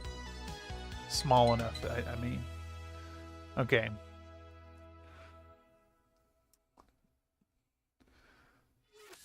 Yeah. Just goes right over it. No problem. Woo. I legit did not see that flash until we got all the way there. Damn it, I was so close. There's a joke in there somewhere. Alright. Yeah, I think that looks alright. Now, the backs of the wings, I think generally would be roughly the same color. But I think what we're going to do here is get a little bit of the... Where's it at? Black wash or track wash? I don't know.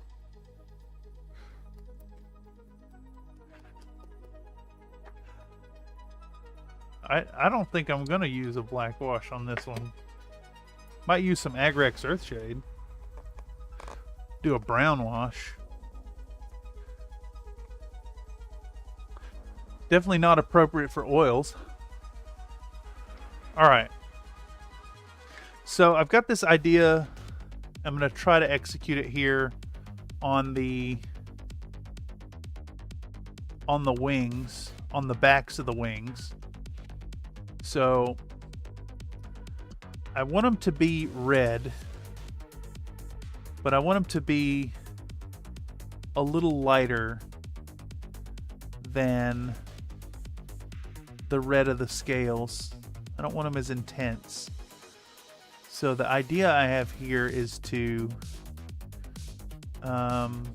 get out a little bit of the contrast medium, and we're going to thin down this contrast paint and like kind of wet blend it down from the darkest red at the join of the hand to a lighter version of the red as we get to the bottom.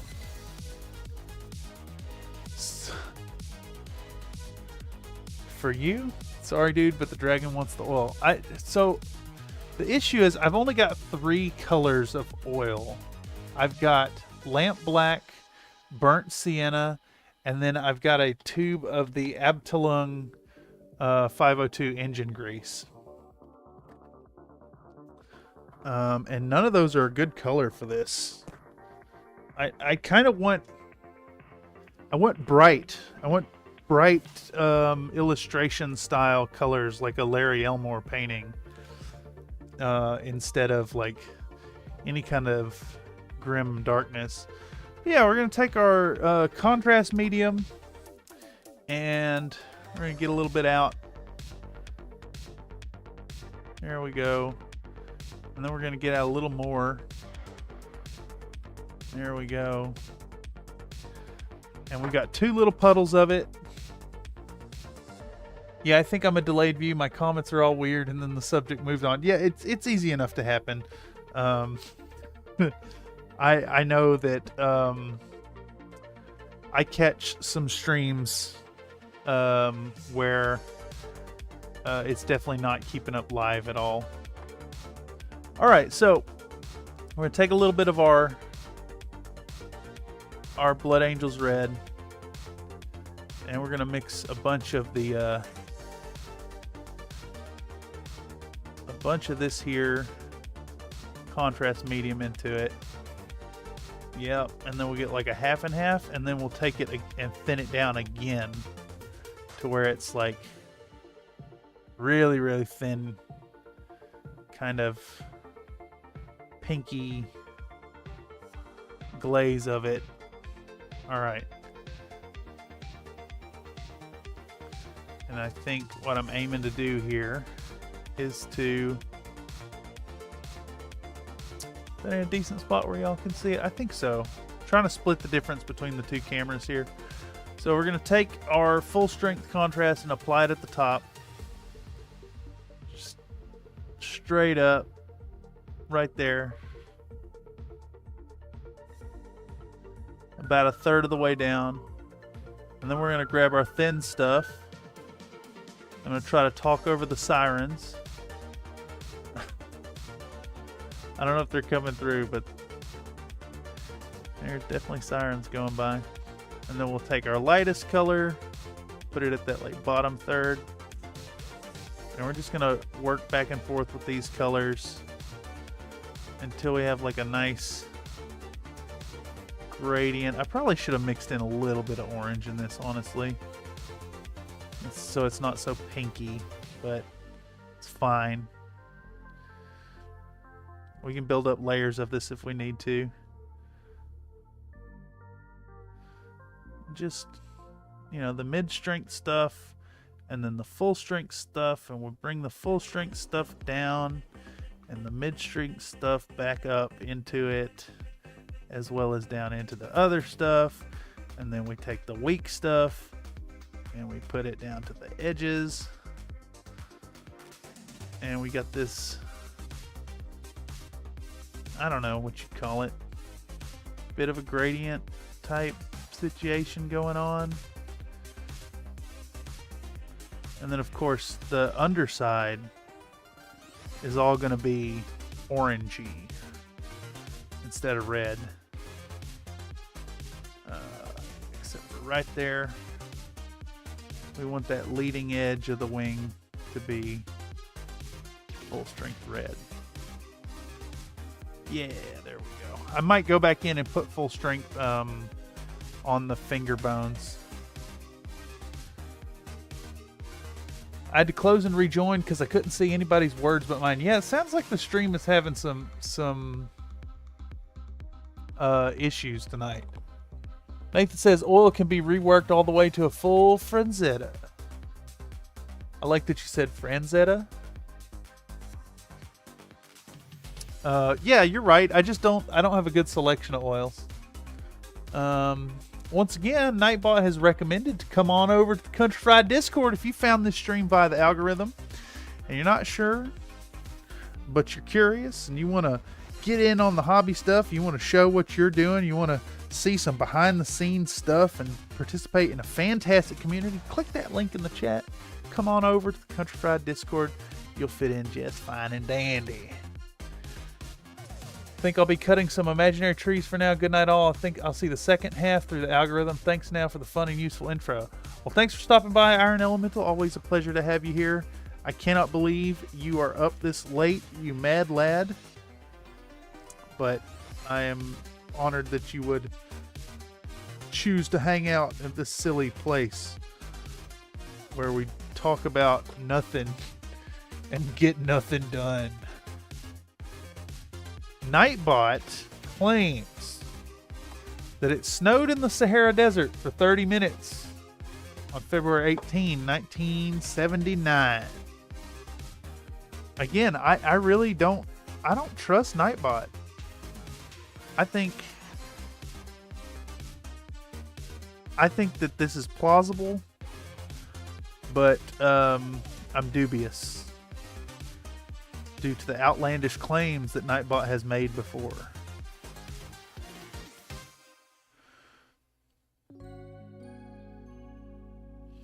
We gotta fact check our bots here. Alright, it's the same deal on this wing. We're trying to apply this real fast so we don't get the tide marks real bad. But we're working in the lowest strength down towards the tips so it's more pinky. And then we're going to take our mid strength and work it towards the middle. Blend it in as best we can. And then we're going to take some full strength and bring it down off of the hand into the wing and then try to feather the edges together. And we get this nice blend going on. And I have some pooling here that I don't really like, so we're gonna thin that down. Try to use some of the lighter contrast on the edge there. If it's gonna pool up, I want it pooled with the thinned stuff. But actually, that's a bad pool, and we don't really even want it. Yeah, right there. That looks decent. Passable. Good enough. Night Boy lol. Yes. Night Boy. Man, wouldn't it be some shit if I added a secondary bot that was called Night Boy and it argued with Nightbot? I need to get someone to write me a Discord bot. I actually legit need a Discord bot. So I need a bot that scans the members who are added from the YouTube and the Patreon and then puts them in some custom roles that gives members only permissions, but beyond the permissions granted by YouTube and Patreon. So the problem with Patreon and YouTube membership as far as the members only section is that I want it set up so that if ever you join a membership tier here at Country Fried Minis, whether that's YouTube member or Patreon, whatever, if you've joined it just one time, I want you to have permanent access to the members only section in the Discord permanently. And if you sort that by the automatic roles generated by Patreon or whatever, it's like if someone stops paying and doesn't stay current on their membership, it'll remove them from that role without like manually adjusting that, which sucks because, you know, once a member, always a member as far as I'm concerned, whether or not you're actively giving coffee money. It ain't about the money. Don't get me wrong, financial contributions help. They buy models and paint and whatnot, but even if you just gave $1 to the cause, I want you to permanently be a member in the Discord and have access to the members only. Another thing says, eat ham and jam and spam a lot. What is that? That's Monty Python.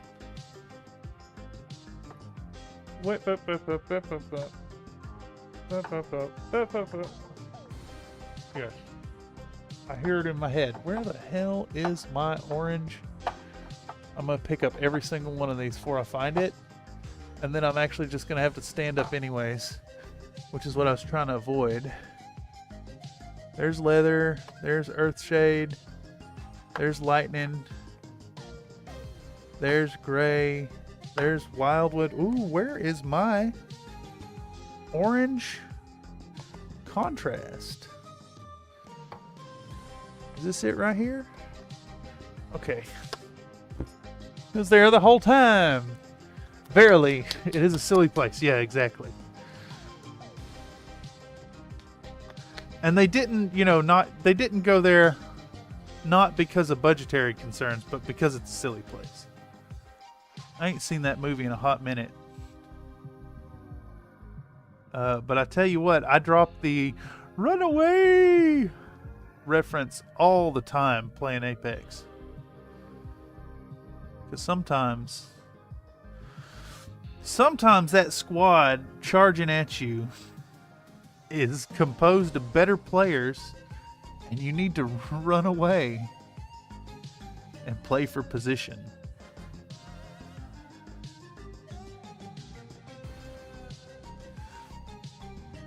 Also, if any of y'all out there are Apex Legends players, join up on the Discord, shoot me a message. I would love to shoot the guns with y'all.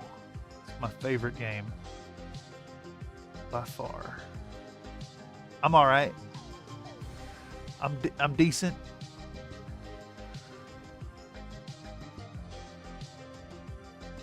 It ain't my primary focus, but yeah.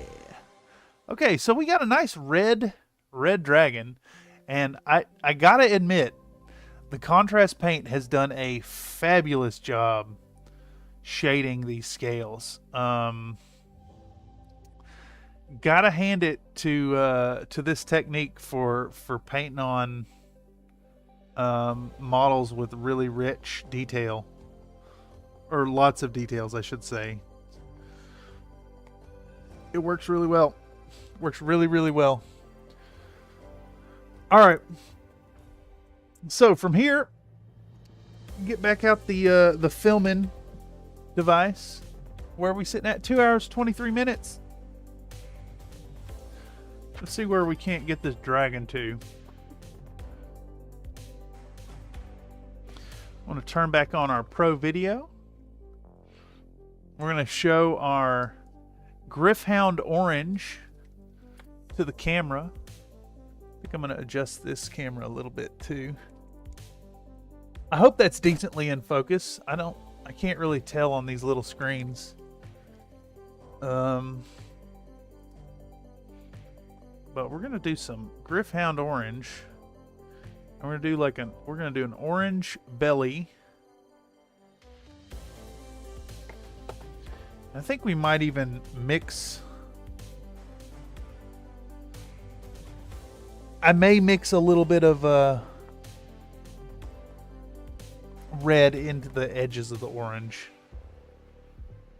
But let's at least try it out on the belly scales first. Do the Griffhound Orange.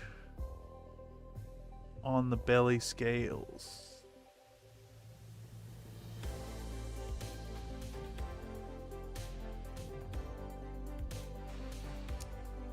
Don't want to go super try hard on this dragon.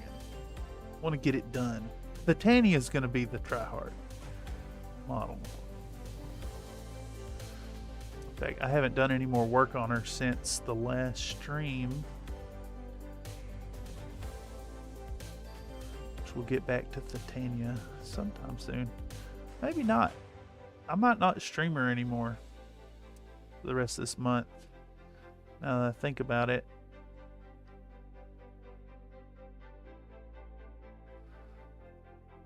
Y'all might just have to wait for the video. Alright, so dragon's getting orange ears and fins and belly scales. Hey, it blends in alright. It looks like it blends pretty well. I was thinking I'd need to add like a gradient to get it working alright, but this is fine. It's close enough in tone that it mixes in really nice. Just want to get that detail on real quick like. And we'll hit it with like maybe a unifying dry brush later on.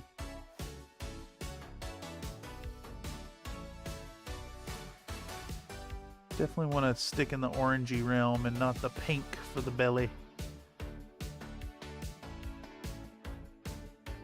My neighbor's dog is in the hallway and is barking.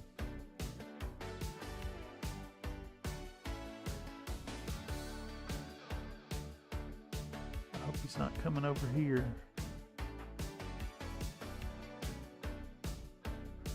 Sometimes my neighbor does ring my doorbell to say howdy.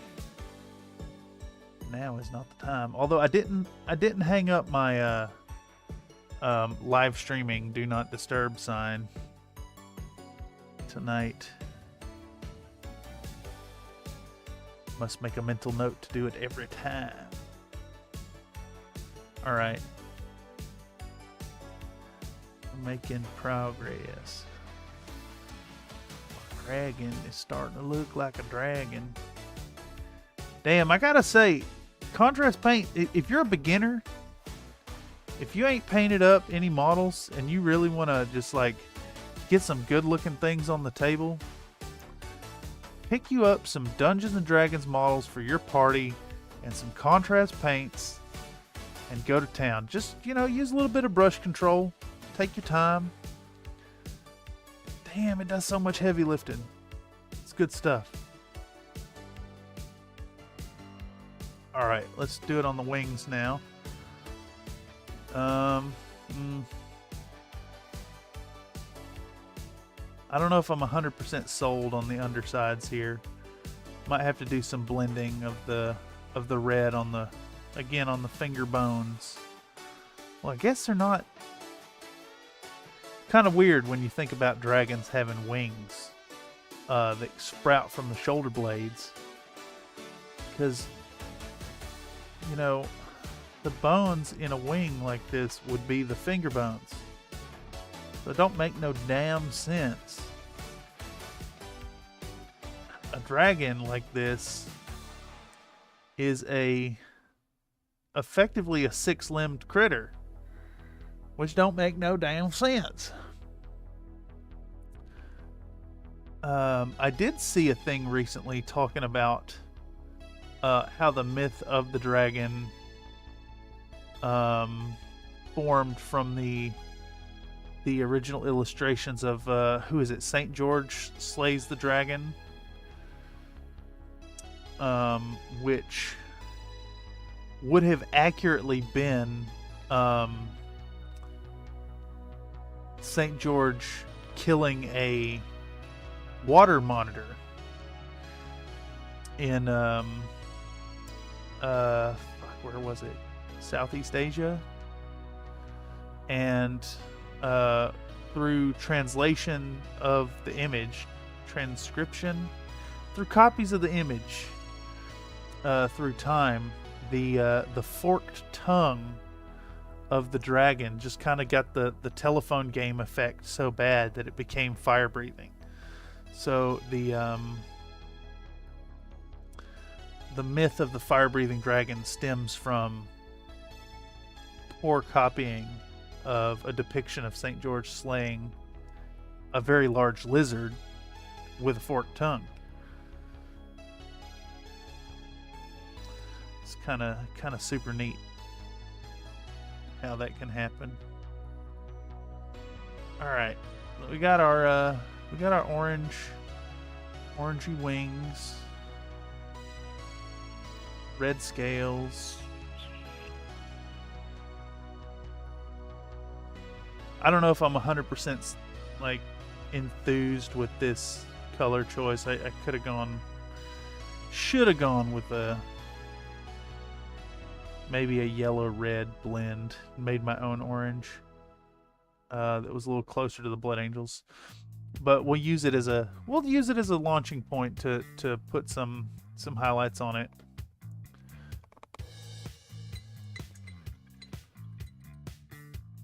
Contrast is the paint equivalent of markers. Yeah, you're not wrong. It really is. That's a really good way of looking at it. Also, Wyvern for the win. Yes. Makes the most sense to me. My phone has just given me the 15% battery warning. I may have to grab the charger here in a moment.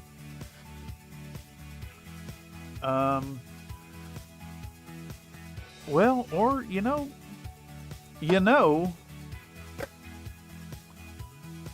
I got a dying phone here. I just finished up the dragon. Well, the base coat's on the dragon. Let's push it through the base coat on this lad. And then we'll call it a night, a little early tonight. Instead of a 3-hour. I think the last stream was super long, if I recall correctly. The Rifleman.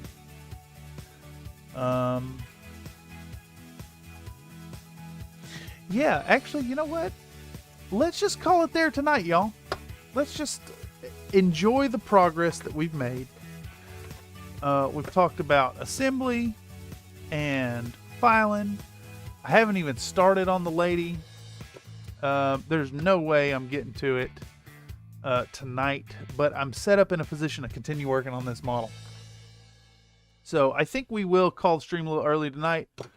Because, yeah, I'd love to kick back and relax the rest of this evening. I got my last day of class tomorrow, which is a nice early day. And then we can wrap up things and be a little more focused on the channel. So, for that, I want to thank y'all for stopping by tonight and checking out what's going on here in the Bullshit Corner 2.0. Reminding y'all that if you want to see more painting, check us out here every Wednesday night, 6 p.m. PST. We're going to aim for about 3 hours usually. Sometimes I'll do a longer stream. Sometimes I'll dip off a little earlier like I am tonight. If you're not already a Discord member, check out the links in the chat and in the description down below. We'd love to have you over there and see what you're working on. Our community is welcoming, and our rules are very simple. It's a good place. Yeah, keep your eye out here for some more nonsense here in the Bullshit Corner. Got some videos scheduled to come out this month as well. We'll have some more full-length content and explore some new formats going forward into the future. In any case, I'm tired, and I think I'm going to call it, and I'm going to kick back and relax and go to bed reasonably early tonight, actually. Want to take a moment to remind y'all to stay happy while you're painting, and also to remember that your participation in these videos and live chats and live streams, involvement in the community is what makes me happy while I'm painting. So a hearty thank you to all y'all folks who've showed up tonight, whether you're here live or you found it through the algorithm. Nothing but love to you. Anyhow, I think that's all I got for you, and I'll catch y'all on the flip side, same time next week. Maybe even a video out before then. Maybe not. Maybe next Friday. Something like that. Anyhow, y'all take it easy. And I'll see you around. Bye-bye.